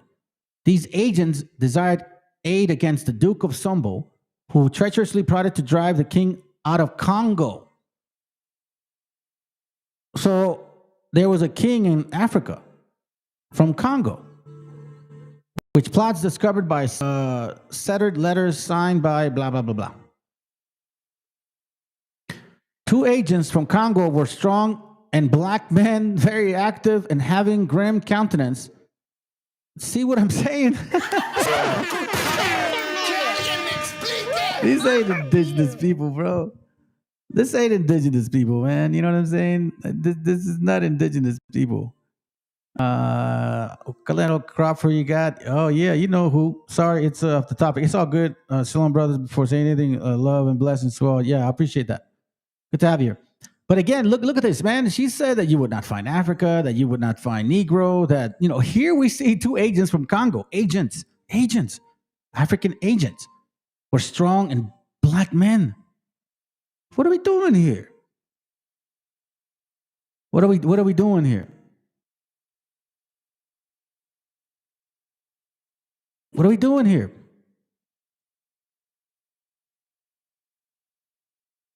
Loando, Negro, like what's going on?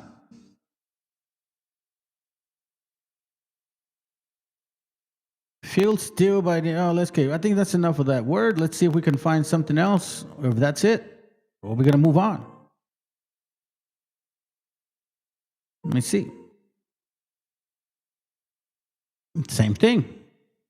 We already showed you that the word Africa is in there. That's for sure.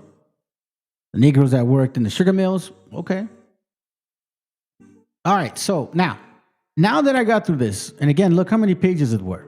Okay. Several pages. There must have been like maybe 19 pages, fam. All right. Now, the reason why I did that was because if you see here, it's very slow. It takes a while to load. So I would have spent so much more time doing this way than showing you the other way. Now, what they do is they use pictures like this. But even then, they don't look African, which boggles the mind because, when you see Egyptian sculptures that resemble like Africanish features, they do embrace that. But I don't get it. They're only basing it because this guy is like white. I mean, it's drawings. What are we doing here? Are you really that desperate? So what is this? Is this real? Is there like a dragon there and shit with a tail? Who is that? Is that Chupacabras? Is Chupacabras real? Is that real? Are you telling me that shit is here as well? You see this, family? So Ogilvy also drew humans, like animals that look like humans. So is that real too? What are we doing here?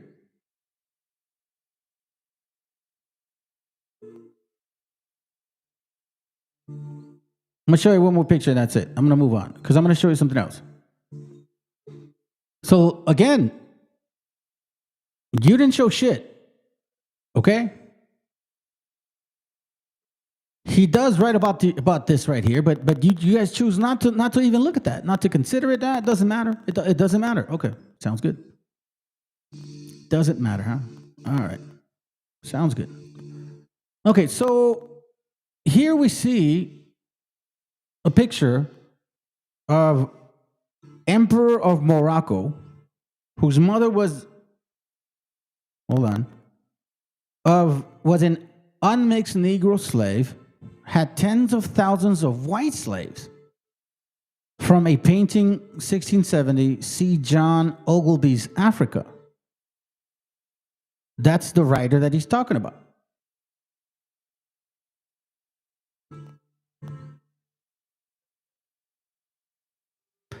So here's the 7 myths of the Spanish conquest. And you start seeing this here. The sixth aspect of the conquest procedure was the use of display violence or the theatrical use of violence, despite the assistance of native allies and the use of African auxiliaries.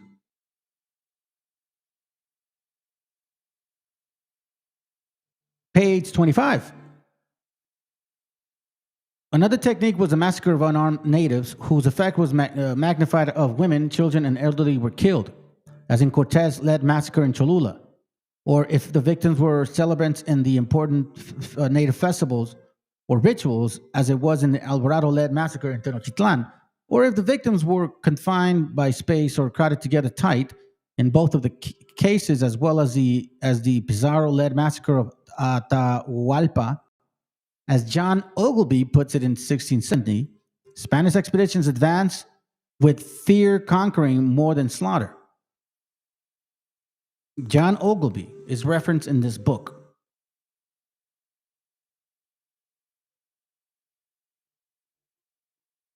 This is the book that talks about how the Spaniards were assisted by Africans.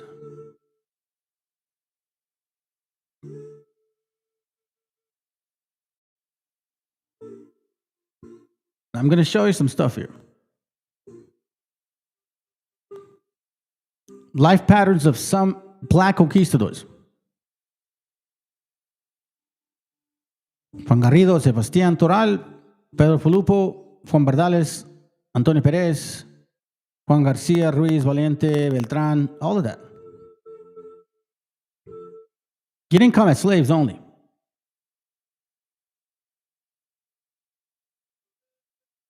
Just as Juan Garrido had been called Mexico's only black conquistador, that's a lie. There was many. And the book, Africa's Gift to America, confirms it. So now, here's where it gets interesting.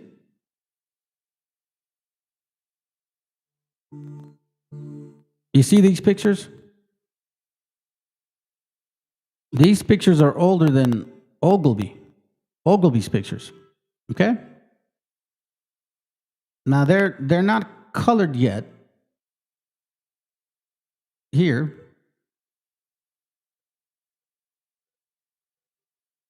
(1683). Well, I mean, that's the year they married.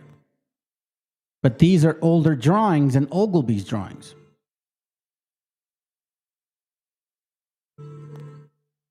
This is from that book, I believe. Is it? Which one is it? Let me see the cover.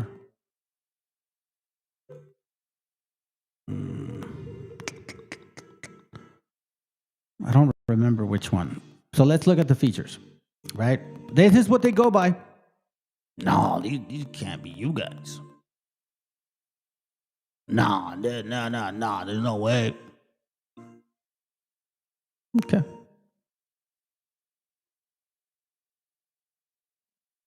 What about these pictures? From 1579. That's not in your narrative. 7 Myths of Spanish Conquest. This is in your narrative. That is. This is there. But you know what's so funny? In that book, it has this picture too. This is an older picture too. I don't see your features there. What are you talking about? This is an older picture as well. Are they painted black? This is an older picture too. Here is one particular person, which is what I think this is Esteban, I believe. A black servant or slave, various Spaniards, black servant. This is the natives right here. Negro, native. You guys, come on, man. Are you telling me that this is what so-called African Americans look like? I will tell you what they did bring. Another first attributed to the African in Mexico was the bringing of smallpox to the mainland. Francisco de Eguía, one of the black slaves on the Narvaez expedition in 1520, remember, allegedly died of the disease soon after landing in the Mexican coast. Allegedly.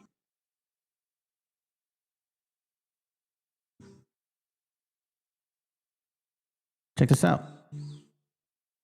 The Dominican chronicler Diego Duran, for example, mentions various servants and blacks, while the native count compiled by Sagahun known to us as Florentine Codex, simply notes that that with the Spaniards came some blacks.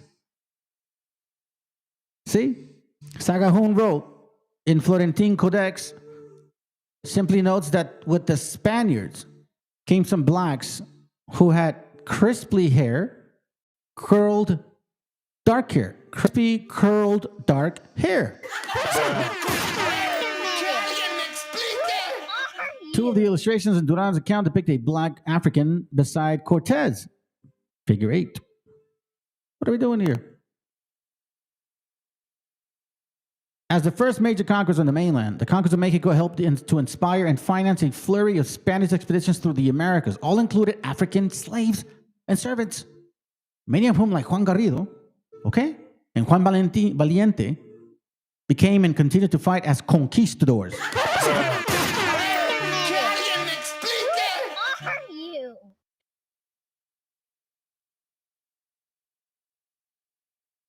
Smallpox, measles, and flu meant that Europeans and Africans arrived in a new world with deadly array of germs. Both of you guys were fucking dirty.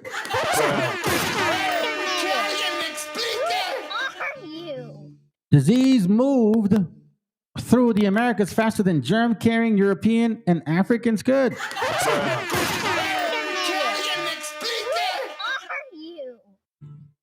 Fucking dirty.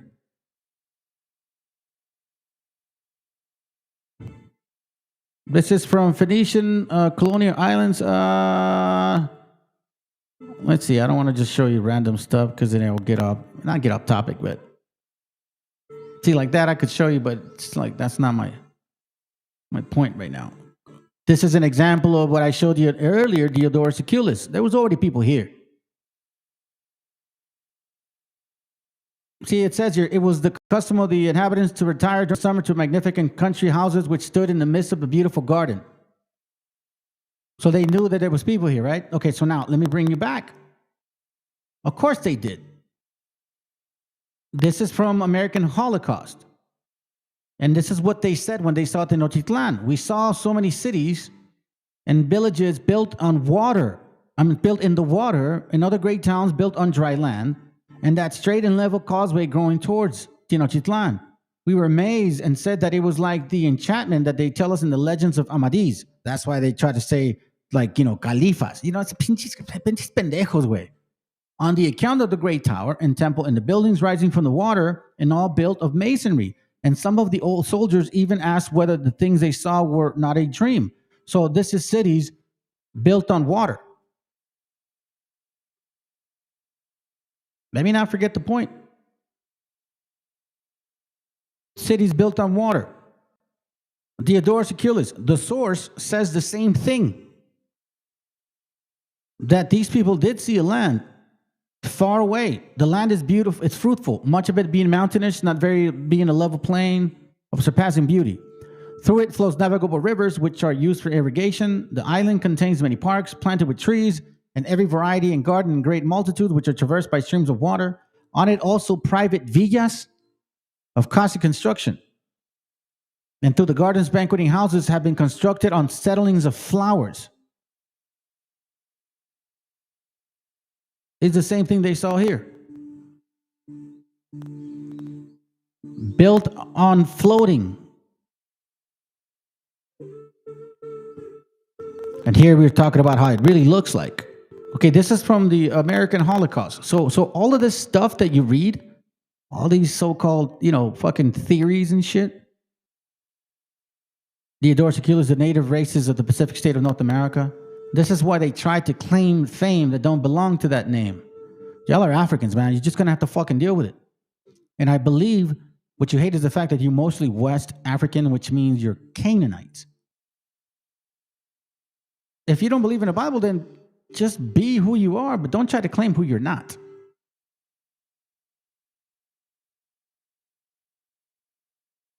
Like, this is silly. Look at this. Additional names of the empires of the Moors.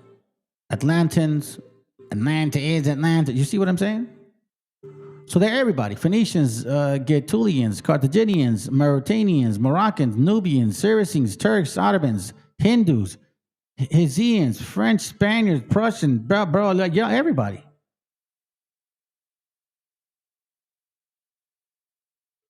Okay, so now this is from pictures that I showed you. These are older than, first, they're real, true perspective of people, and older than Ogilvy's. What do we see here, family? What are you going to do? You're going to say these are morenos and shit? Like African people? No, bro, you stupid. And this is why you don't use these pictures.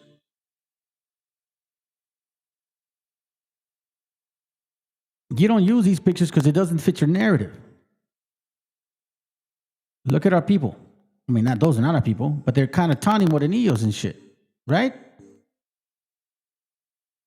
They're all dressed up as soldiers, and you know what I'm saying? You see all that. This is a more newer picture. Look at these guys here. See the skin tone?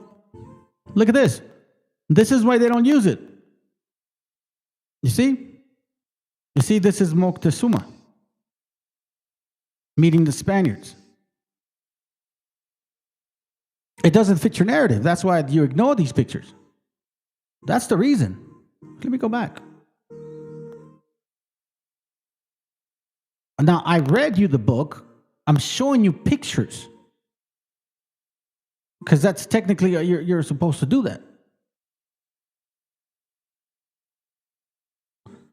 Captain Cortés, echar las raos a pique, correnles soldados. I think it's in Italian.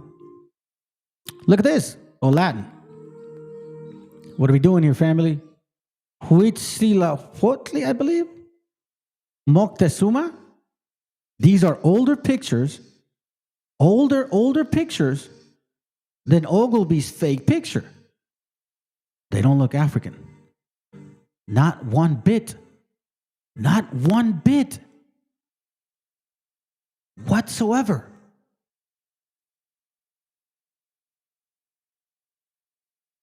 See, you don't use these because it doesn't favor you. Because you see, that's a Mexican right there. Sort of, you know, just an example. Right? What do you see? See Spaniards. These are older pictures. Look at this here. Are you going to use these now? You're going to say you're these people? Look, he's got little round hair. Are you going to say that? And who are these guys then? Unless, what are we doing here? Who are you carrying? Newer pictures. This is a very interesting one here.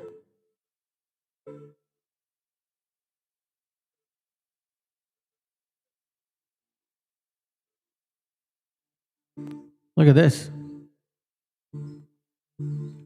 We saw this already. Look at this here. I don't know how old this picture is. But you see that it's not current. This is from the Tenochtitlan War.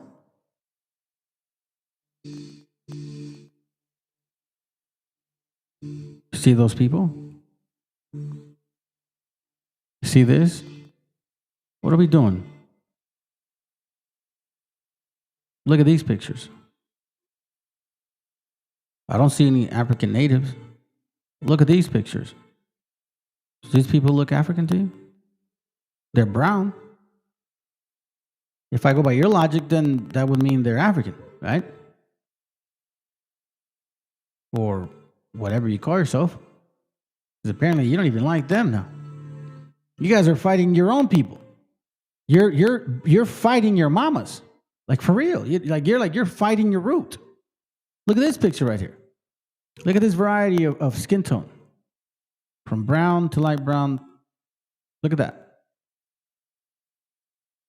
Why are we ignoring these pages? These are old. They're not new. They're not from 1800.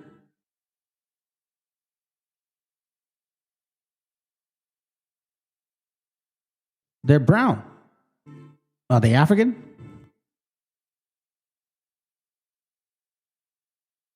Look at that dark guy. Is he African?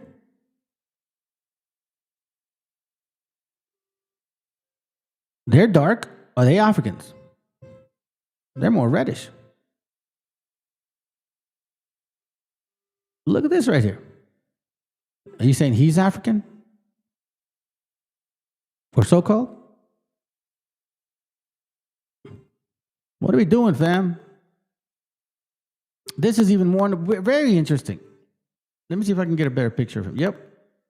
Look at this guy. He's brown. Is he African? Are these people African? See, we don't go by pictures here. We go by facts.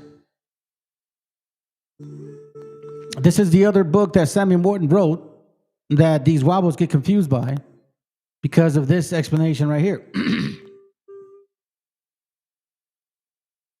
Right here. They ignore all this here.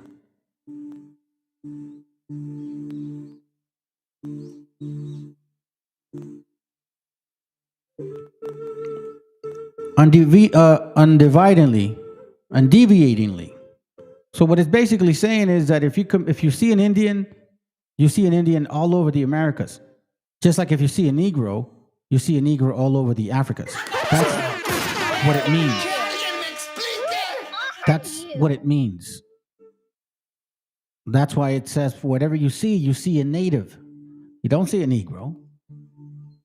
And in the previous page, it gives you an example, an idea of what the hell's going on here. They all possess alike the long, lank, black hair. Not woolly. Full and compressed lips, meaning thick lips, thin lips. I tend to have thin lips. My wife has thick lips. Cinnamon color. Brown or cinnamon color.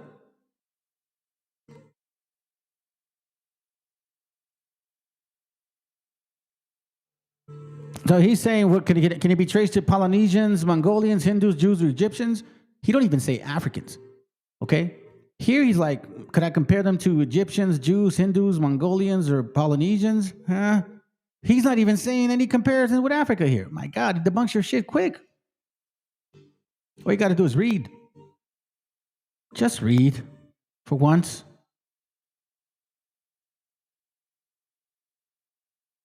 Look at this. Body characteristics.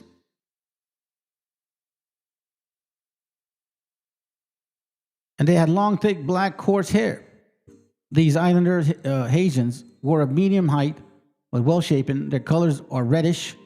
And I'm not talking about Haiti like today, okay? Now, this is way before they came. The face being a gross and hideous. Their nostrils very open. The hair on the head long, not woolly, but absent to the rest of the body. Hardly any forehead. The teeth dirty and black, and an indescribable fierceness of the eye. The color of the skin was partly due to the constant, the color of the skin was partly due to a constant application of pigment and the heat of the sun, to which their naked bodies were always exposed. The color of the skin was partly due to a constant tanning. I grew up in Oceanside. I used to go down to the beach a lot, try to bodyboard, or just chill out there, and I would get really tanned. And I would use oil and mix it with not iodine, but the chemical you use to cure cuts that they use at the hospital. I figured out a way to mix it, so when I would apply it, I would get a little more of a brownish golden tan. Like, I didn't know any better. I was a kid trying to figure out how to look better.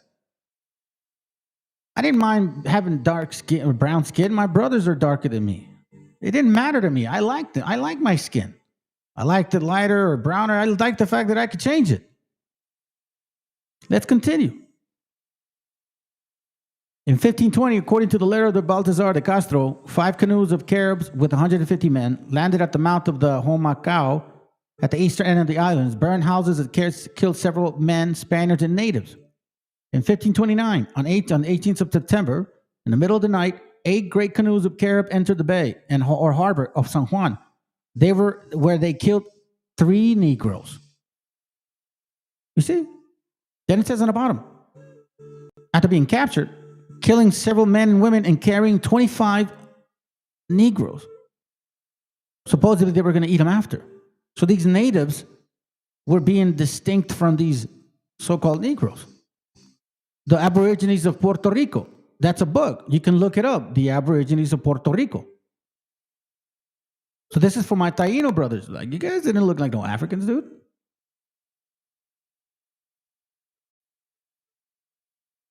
This is from Crania Americana, debunking copper-colored skin. I've read it so many times, I just want you guys to take a picture of it.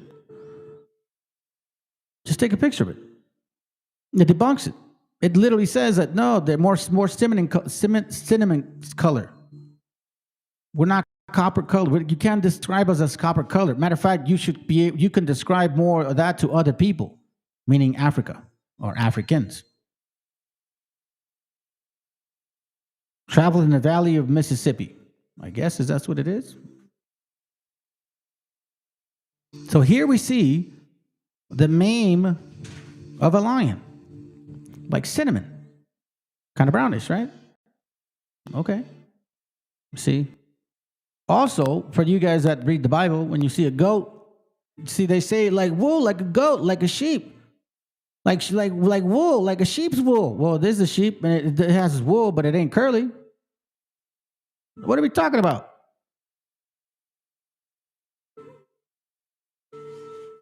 Let me see if this is, there was some I just wanted to get through. Oh, here it goes. Man, I wish I knew what book this was, fam. I don't have it, but I want to read it to you. It says here, their natural complexion is a copper color or orange tawny, like cinnamon brown, like lion's mane. Their eyebrows are naturally black as jet. They use no art to deepen the color either of their eyebrows or the hair of their head, but they dub it with oil to make it shine. For like other Indians, they anoint themselves all over, whether for beauty, to make the skin smooth and sleek, or to supple it and keep it from parching, meaning like, sunburn, and you get a sunburn. Your skin starts peeling and shit, and it hurts if you don't oil it. Or to hinder too much precipitation in the hot country. I know not. It says, there is one complexion so singular among a sort of people in this country that I never saw nor heard of any like them in any part of the world.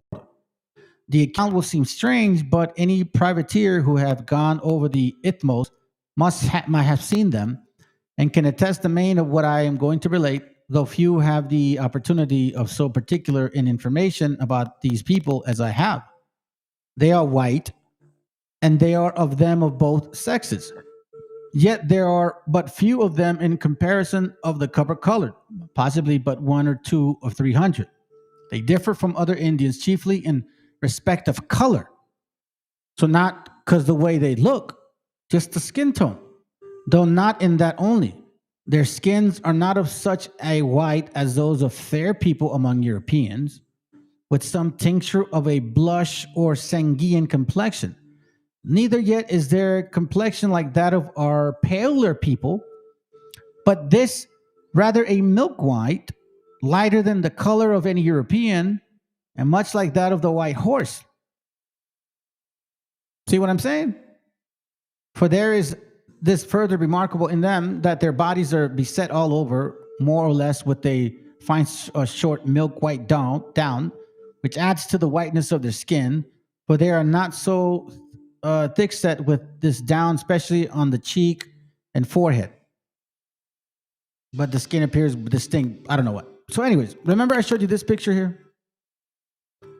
And remember this picture with Samuel Morton debunks the whole copper color and how it's more like cinnamon, nearest approach to it, right? Still not accurate.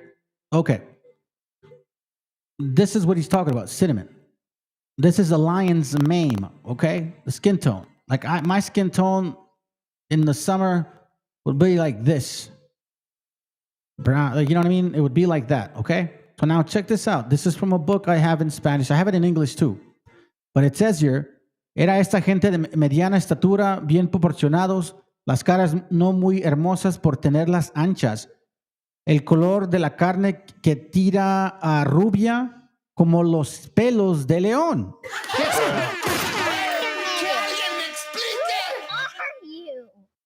And it says here, de manera que hacer y andar vestidos serían poco menos blancos que nosotros.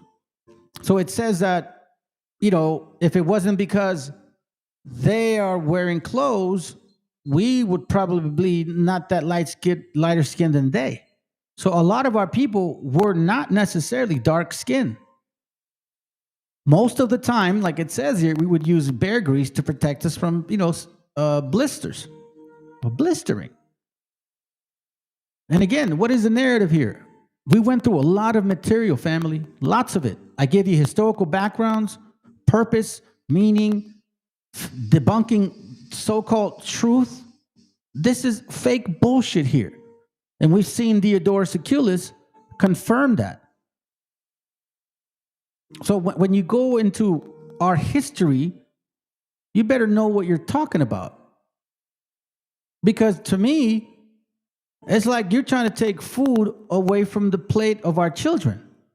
Why do I say that? Well, what heritage or history can I give them if you motherfuckers are trying to steal it? Right. If I work hard for my family and I find out you're stealing our food, it's no different than you trying to steal our heritage.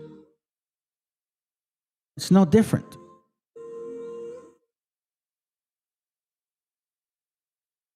Let me see if I can get to a certain point here. Hold on a second.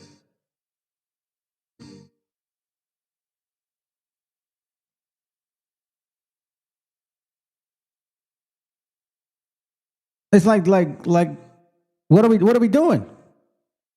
All right, let's dive into this, man. This is a topic I find very interesting. We're not from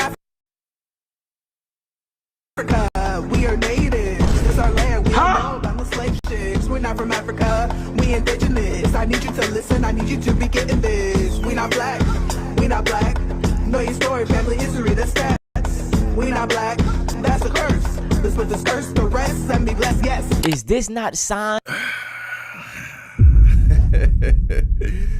Okay. All right, let's see.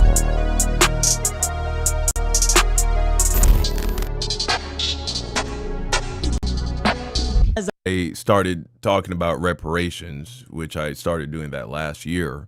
He truly believes that black people are the real Native Americans. Hey, brother, you are African, brother. You lost your African mind, brother. Come back to Africa, brother. And I asked him, motherfucker, have you ever been to Africa? They say no, but it's the motherland. I say, why your ass ain't never been there? Well, I don't know. I'm like, get your delusional ass on. See these people right here? That's a silly argument. Who do they look like? Don't they look like me and you? Okay. You see how they have afros and braids just like me and you? Okay. These are the indigenous people of Colombia, America, Costa Rica, Mexico, Canada, Brazil, and the entire Bahamas. Okay. You're just making statements, though. Just a quick question. If we were actually the Native Americans, what would that change? Not a damn thing. We still facing systemic racism. We still having problems in the community, and y'all worrying about being always trying to explain. It is okay to have African descent. And I'm not going to be around here trying to explain who we are, what we are. Y'all already know who we are. Y'all always trying to, key in with y'all slave masters so y'all can jump into our spot. You can't get our spot. Y'all never will be like us. Y'all be too grown believing in this bullshit, man. You about 50 years old, you got grandkids. This man that went on AliExpress and bought a Native American costume. What are we doing? I hate bringing up other races and how they perceive us, but man, this is a bad motherfucking look. It is an insult. We're the Native Americans here. Instead of being called African American, what would you prefer? Native American. Because we are the natives here. And they've gotten us to believe that we're from somewhere else. How about the... I mean, the genetics, bro. Just go do the DNA test. See who you... Is a motherfucking truth.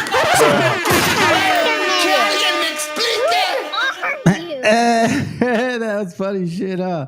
We no black, we no black, we no black. I don't believe our brother Guaracuya is here. He's Dominican. I know that Dominicans, camps used to make fun of him because they used to say, me no black, me no black.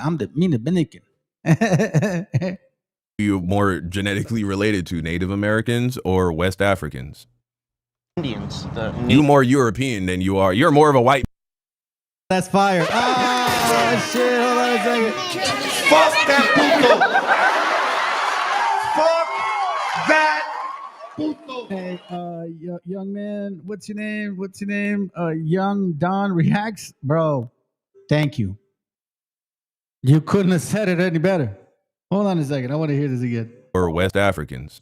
Yeah, Believe that we're from somewhere else. How about the genetics, bro. Just go do the DNA test. See who you're more genetically related to, Native Americans or West Africans. Indians. You more European than you are. You're more of a white man than you are a Native American, bro. That's just the reality of the situation. Native Indian. Do you regard them as natives too, or you're more native than them? We're more native than them. Interesting. Now, I'm sorry to be the one to say this, and I don't want to put a bad rep out there to the Native Americans, but many of them owned slaves and did. Yeah, no, that was a big thing, man. Not like black people. So I've been educating myself, and you know what I found out? So this isn't talked about often, but we know that many Native Americans enslaved black people in this country. Right. And the 5 tribes profited off slavery so much so that they fought for the Confederacy to keep slavery alive on Native land. Crazy. Until when the Civil War ended and the Emancipation Proclamation was signed and slaves were supposed to be immediately free as of 1863, you know what? Slavery did not end for black people on Native American lands until 1866. That's We insane, talk about dude. Juneteenth and how slaves... 3 years. 3 years after slavery was ended, right, abolished in America, did it take for the Native Americans to come up off of them slaves? So I missed what they were saying, but I mean, let's be honest. This total bullshit, because I could bring you back to actual facts that you guys were the ones fighting for slavery to be kept. You were enslaving your own people. You were enslaving white folks. You were enslaving natives.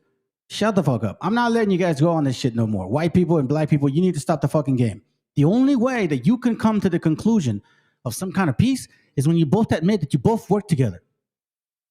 And that one fucked the other eventually in 1865. That's what it was.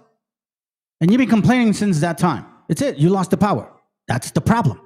So when you guys can both come to the conclusion of what the fuck occurred, you're still going to sound stupid. Black and white folks, you've been enslaving people since 1492. This is historical. When you stop the game, things will start clearing up. Cherokee. She was owned by the Cherokee. It's crazy because you can even just take an ancestry test. And what a lot of black Americans will find out is that they have more European DNA than any Native American. I got my ancestry DNA results back. See, and here's the thing you need to understand, though, why this is significant, the genetics portion. When you take the genetic sample of a Native American from one tribe, and then you take the genetic sample of other Native American tribes, even though they're different tribes separated by hundreds of miles, we see a lot of genetic similarities. We see a strong genetic connection. See, when you take a look at the genes of all the native people from America all the way down to South America, North America to South America, they all have a very strong genetic tie back to a group of people who would have come from Serbia via the Bering Strait. Serbia, Bering Strait, so-called DNA. But then they don't realize that that actual branch, if you go back further from Serbia, is actually somewhere else. So at what point does it only Serbia? It's like, oh, well, I'm going to just consider you in Serbia. No. We go all the way back. I done my DNA, and I can prove this shit. Maybe I'll show it after this. Between 10 to 20,000 years ago, you take a look at all of the people that were regarded as. By the way, I don't believe that shit. I do believe in the book. So now 20,000, that's not fucking true. You can't even fucking figure that out, bro. There's no science that can prove that. As indigenous from Alaska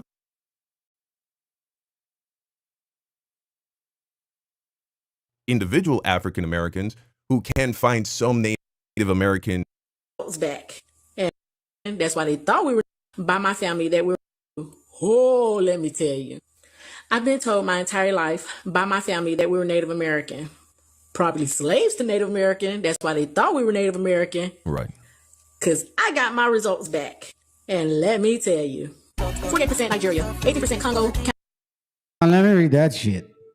48% Nigerian, 18% Cameroon, which is, let's just say, round it off, 50, 20, 70%. Mali, 10%, 80%. Bani, 8%, let's say almost 90%. Ivory Coast puts you at 90%. Then you got white blood in you. But it's very little. 6, 7, 9, 10, 11. So you're, what, 89% so-called African? Shit.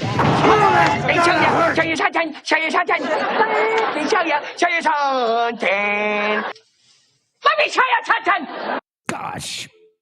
But now they're going to say, well, maybe we were, because we were slaves. You see, you're dead. You're going to find some angle. You know what I'm saying? Like, what the fuck? Cameroon, West African people, 10% Mali, 8% Guinea and Togo, 5% Ivory Coast and Ghana, 5% Scotland, 2% Wales, 2% England and Northern Europe, 1% Sweden, 1% Spain. So basically, I'm just a typical American. I will say this: there are some black, except deep down, this is that internalized hate. Being labeled anything but black is better. So real quick, I just needed to create this video because Africans keep commenting under my videos telling me that they are Hebrews. No, Africans are not Hebrews. Like, who lied to you? It seems like everyone knows Africans are cursed besides the Africans. Oh, God. You're not Hebrews. You're actually the descendants of Ham, the ones who have the curse. We black people have experienced all kinds of hatred here in America because the white man was thinking that we were you. The white man has been thinking that we were the descendants of Ham, the ones who were cursed, when all along it's you. But that's not how the curse worked. The curse it doesn't matter what other people think about you. If you are cursed, then you would experience the curse. It wouldn't matter if somebody confused you for somebody else. You know what I'm saying? Africans, you are cursed. Before I dissect anything, I want to bring this up. Bro, it's like me saying I'm African, bro. And I don't look like that at all. So why y'all sitting up here, like I said, the reason why our people in the predicament they're in, you look at these neighborhoods around here, and you see a lot of decay, a lot of abandonment, you see a lot of poverty out here. You know why that is? You know why it is? Because our people have accepted that they're black people. Hell yeah, bro. It's because we put a label on ourselves. It's not because of things like redlining and the war on drugs and most of the families having no father in it or the gang violence. It's because we labeled ourselves as black people and not Jews. So we on TikTok right now, and I want y'all to follow my Antonio Speaks. So that's what he says. I'm almost done, fam. Look at this shit right here. Native Americans are fake Indians. They're not from America. They come from Siberia, which is in Asia. When these Siberians came over here, white people in the government paid them to pretend to be Indians in order to steal my people's land and keep black people from knowing that we are the true Indians.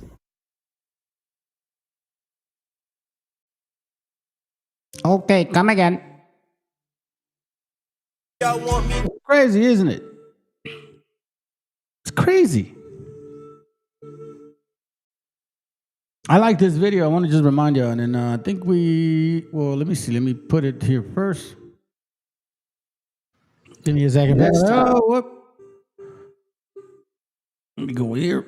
Let me see if I got anything else to show.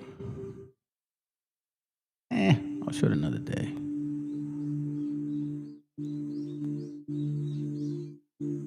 Yeah, man. I mean, it's gotten so bad. It's gotten so bad that they literally hate themselves. So if I were you, family, this is a time of reflection. Fuck no. Just be mindful of what's going on with these people. Just be mindful. They are so flipped upside down, they don't even know what the fuck to believe anymore. I mean, literally, instead of y'all teaching your people some real facts about who you are, like real important books, you prefer to believe lies.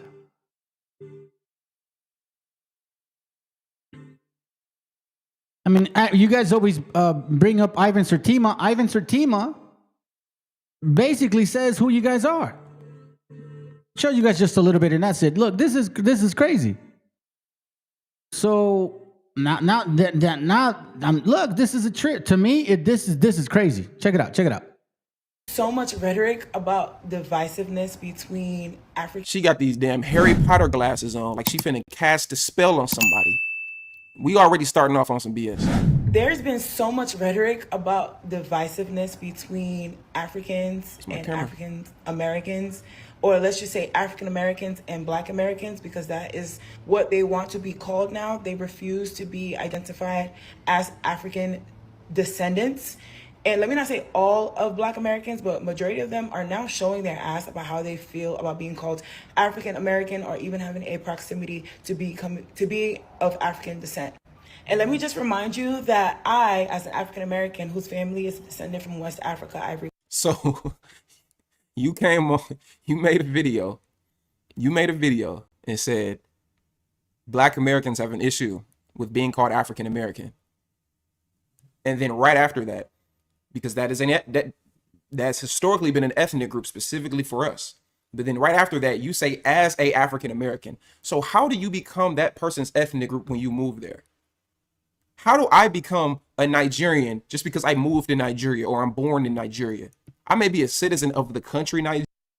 Funny, it's kind of like the same thing what you're doing. How do you claim to be a native if you were not necessarily from here?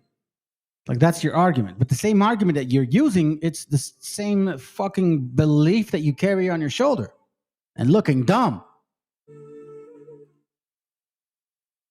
Nigeria, my ethnicity didn't change. So you already off your rails, lady. You already off your rails. Let's keep going. Coast. When I go into a doctor's office, a job application, or anything that requires for me to identify my race, it says African American, Black American, but it does not differentiate which is which. We are in one category. So for you, and that's the problem. We're in one category. That's the problem.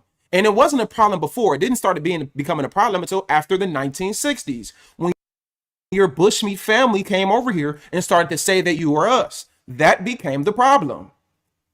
We don't do what you do. We don't eat what you eat. We don't listen to what you listen to. We don't talk like you. We don't dress like you. We don't act like you. We don't have the same history. We don't have the same culture. We don't have the same ancestors. We don't have the same blood running through us. We don't have the same rebellious spirit to fight against oppression. We do. You don't.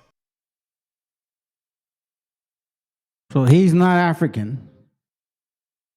Thick lips, big nose. Same shit. The only reason you're light skinned is because you're white. You see, this is not I'm not angry anymore. For real, I'm not angry anymore. So I'm gonna end it with this brother right here. He's got a good message. Oh, and by the way, I will be doing this class. I don't know. Maybe tomorrow, but more likely next week. I may do it tomorrow. I've been wanting to tackle this shit for quite some time now. I have the class ready, set, go, man. It's going to be heavy duty.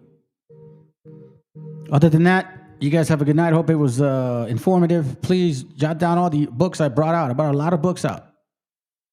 We got to debunk this stupid funk, man. We got to just continue to debunk the funk. And enjoy it at the same time. You got to enjoy this shit. Because at this moment, what else can we do? Have a good night. Next time someone tells you that they are an Aboriginal or that Black people was in America before slavery, know that you are talking to a crack baby who probably smoked crack as an adult too. Okay? So that's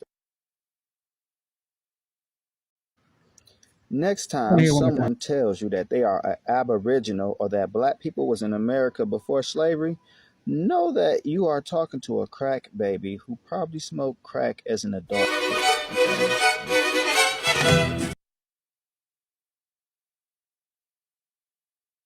Shit was funny. I thought it was funny. So I guess we're talking to crack babies. Crack babies. I hope it was edifying. Make sure you hit the like, subscribe. And don't unsubscribe because you get emotional, man. You either subscribe or you don't. Let's continue to grow this channel, man. It's growing according to what it should be done. I'm glad a lot of people got influence and they got a lot of subscribers now. All praise to the Most High for that shit. But you damn well know that fire came through this channel first. And nobody was pushing it the way I was pushing it. And I've been doing this since 2022. So put some little bit of that remembrance on that shit. Y'all have a good night.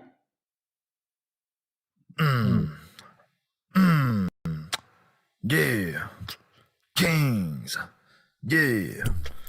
Coming straight out of the Nile, I'ma tell you about a great big liar. Yeah, Egyptians were not white. Them college niggas ain't right. Built the pyramid. Look at them lips, look at them hips.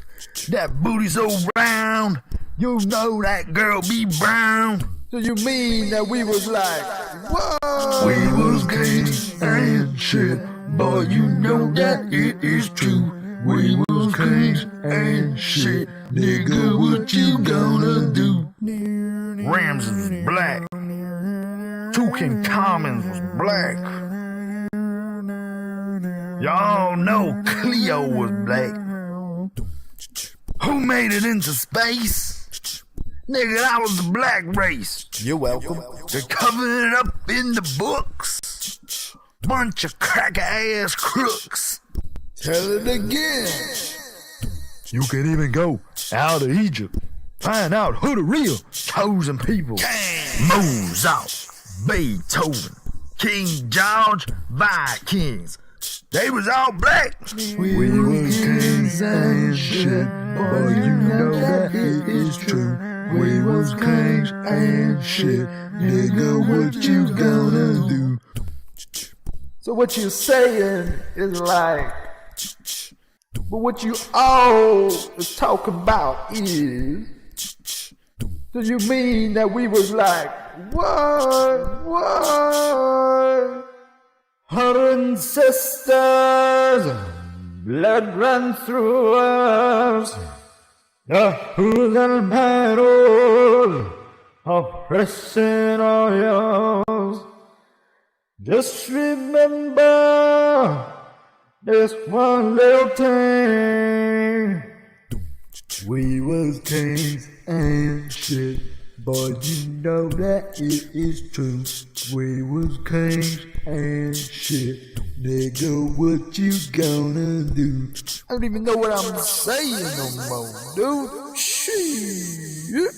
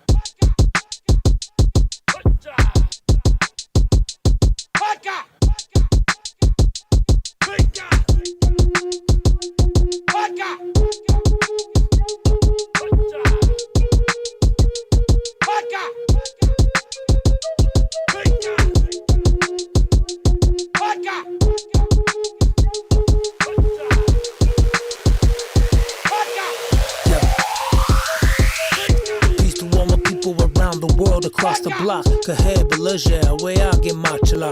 Who reporting live from the universe? It's the First Nations MC. You could do the search. Who been through the worst? Surviving genocide, fighting for a better life. They try to set aside the true history and keep us mystical. They say they founded this country on biblical principles.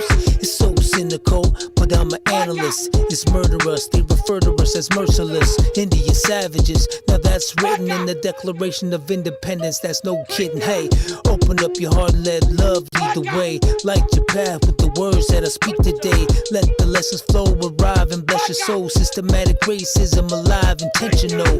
Know better, do better, it's the motto. It's the good medicine, the hard pill to swallow. Know better, do better, it's the motto. It's the good medicine, the hard pill to swallow. His daily life was filled with ceremony, and every act had some significance. The Indians believed in the spiritual, the mysterious.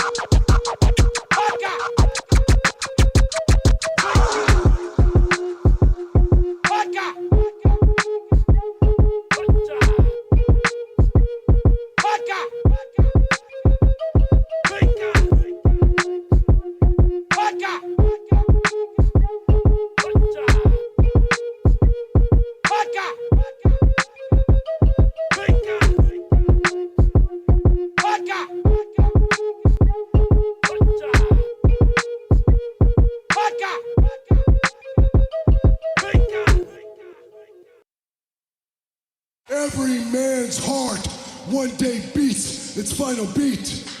His lungs breathe their final breath. And if what that man did in his life makes the blood pulse through the body of others, it makes them bleed deeper in something than larger than life, then his essence, his spirit will be immortalized. You think you know me? Entering the ring like a heavyweight champion. Legendary king like my name is Fred Hampton. Vision of a sniper, Dino in my fibers. I can see the truth, no Rowdy Piper. Black Brown Messiah, one-on-one with the colonizer. Ropes on fire, tombstone pound driver. Disciples assemble in Mayan symbols deciphered. Sacred prayers delivered, fulfill fate's desires. As the crowd gets louder, feels wild nostalgic. Lift 'em up, gorilla press, fearless as a falcon. Catch the BX live on BBC. That's when I hit 3DTs with DDTs. El Patron without Patron. For sovereignty, we work hustles. And cross the border like take on the turnbuckle. Hit 'em with a spear, then a chair. Let 'em chair, administer my finisher, the signature, and it's severe. Yeah, yeah. Yeah, yeah. Yeah, yeah. Check. You think you know me? Abysmal with a pistol, execute corporatists in front of poverty. I mean, lyrically, I'm twisted, sea demon, heretic, embellishing the savagery repeatedly. Stabbing chest cavity, I run with the spirits, they burn at the stake. Curse you until death. Like Hod's way, we build raw, ambush, mercenary convoys. Fallujah, oh forward, I'm on, boy. Fuck Judge Dredd, leave a judge dead. Break down gates of heaven, leave them all red. Yes, the rhythm, the rebel. B-boy, changing levels, shooting for a double. Like a barrel, leave them riddled, let the rodents fiddle. In your vicinity, public enemy smashing. Burn it all down, see what grows from the ashes. Native threat, KF. Hell yeah, they don't know what time it is. Yeah, get this shit. You think you know The first infinite earth resistance grew out the 818 with persistence. Grooves to the hate they throw with my mission. Born to flip what they did with theirs. I'm only mad cause I care. I'm only mad cause I know what's out there. And it ain't fair. They grab a mask and a spear. I'm unattached to the fear. Fuck I look like sipping on a colonizer beer. Thanksgiving, Christmas, New Year's. Talking about a virus. Y'all act like you got closed eyelids. And what I find is they don't know what the time is. I'm an ancestor, I am timeless. I look within and the answers I find them. I'm not lost, I know the cost. Robbery is haunting me. I'm Undertaker, choke slam the boss. Leave you hung in the ring, I don't give a fuck. And that's what's up, to the day I'm done. Cause no one escape death. Death's got the book us all around us. And the ancestors are with us. So Hawan, put your feathers on and let them know what's up. You think you know This is Dance Aztec, our ceremony on the campus by the marigold flowers is where we lead the dances. I'm at war with Anglo-Saxons and our weapons have landed. Pre-Hispanic savage and them Yankees in the ashes. It's revenge for the sanctions that they put on Venezuela. En el Tahuantín suyo, el cóndor vuela. Plumas tied to the blower from a scarlet ibis. My medicine bag carries dreams inside it. Flower making preparation for the day of the dead. The reputation of my nation's what I swore to defend. The promise of death is what the mask represents. The liquor isn't needed to put me at ease. You can't wear my mascara, it belongs to a king. Y'all was taught to love the US, I was raised a little different. I was taught to keep the fucking colonizers to a distance. Them gringo spies wanna know who sent us. You'll have to take my life before you take my feathers. I'm out on bail, the sheriffs try to unmask me. Sister in arms, Frosty, talk to him, hermana. You think you Ain't know got no papers for you to funnel me into your system. Assimilate my soul to psychological prison. Fuck your religion and all the blood on its hands. Your secret cemeteries where the spirits still dance. They offered money for our heads, put targets on our backs. So we lived in the shadows, whispering plans of attack. Who withdraw, you react. A gabacho gets slapped. Step back, motherfucker, you don't know me like that. This is my form of decreement of broken social agreements. You baby bloodsucking leeches, pervert political leaders, sinning as hard as the preachers. Only God can judge how your heart full of hate, but your mouth speaking love. I don't need to go to heaven, see I'm calling all your bluff. Maybe we can stop pretending, see my people had enough. Yes, all one love, but you still gotta duck. Better watch the way you move before they get you with the Yeah, that's right. Women are freedom fighters too. Navy Jones, you know what the fuck to do. You think you know me? Jewish Mr. Diamond Moolah with the dirty ruga. Yo soy boricua, still a nigga with a sick medulla. My skin's a sin, the jinx be trying to genocide. A real nigga, and I say that with pride. This is it, boy. The new age revolution fighters get a grip, boy. Shooting in and out the gym, the clips don't miss, boy.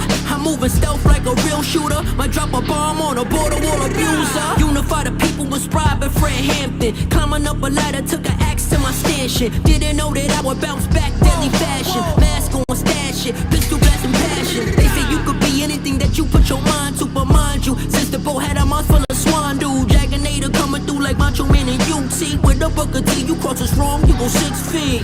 Oh shit, oh shit, oh shit, is that who's that Rex? Okay, let's go. Yeah, Rex, check these motherfuckers out here. You think you know me? Don't bother Rex, rip your heart from your chest. You want pain? Well then I leave my name carved in your flesh. They say sleep is the father of death. Why would you bother the best? I keep a bag of tools, carpenter vet. I clothesline, so I just slaughter the rest. Dainos and Aztecs, blast text if I send out this mass text. I fight sobriety, mass stress. I'm trying to move the culture forward. Conscious aura, death to who came before us. In blood I paint the forest, then cover my face, absorb it. Feel the torment of my bloodline. Sacrificed, I'm a martyr, free Palestine. And if the media too promotes slander, that's what the media do. Instead of exposing the truth, we get shot and killed, controlled like a zoo. But let nationalists march the Capitol holding the noose. I lace my boots and prepare for the rivalry. The spirits inside of me guiding me. Man, they gotta be the God of me. Hey yo, Jag, Dre, I see the play. Building an army of indigenous snipers. Salute to the comrades. Asomali, talk to them. You think you know me? Phonetic aggression, poetic aggression. My sharpened bone helped me pass through the metal detector. When I die, I hope the flowers in the ghettos connect us. So you'll be lost in the puddle of ancestral nectar. Listen, the mangoes grow in the ground that I walk on. My battle scars now have became my sakya. Carrying my lyrics like I turned to an Oscar. You can meet me somewhere in the middle of Aslan. The Molotov cocktail, we're hating the cop car. Whether you're screaming Omidale or Allahu Akbar. When I'm coming to kill you, believe it or not spar. Whether you hit the right jab or down with the southpaw. Keep going, we're living inside a world that's without stars. Clouds fall, the child's tears going all out war. Why you think I keep the mask inside of the house for? What you know about less in the day in the outdoors? Pulling with the mask and I feel like I'm Jack War. Manifest destiny. I'm your enemy, your natural enemy. Manifest destiny. We are your enemies, your natural enemies, your natural enemies, your natural enemies, your natural enemy.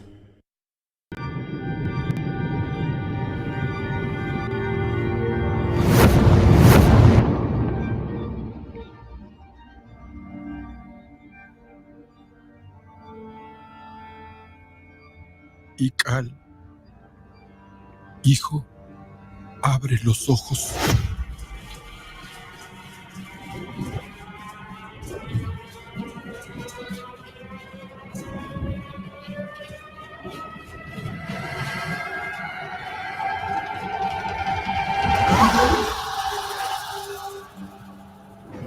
Tu cuerpo se queda con nosotros, pero tu espíritu debe seguir.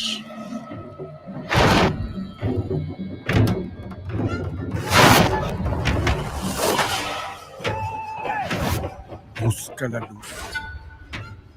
Aléjate de las sombras. Deja que nuestro dolor sea tu fuerza. Desde aquí iluminamos tu camino.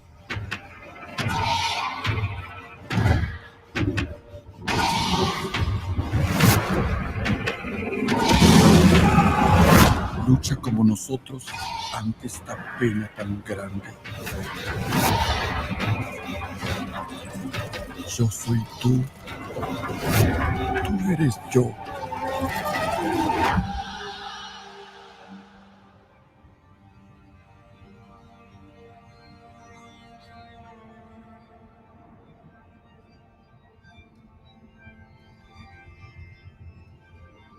La muerte que hoy nos separa,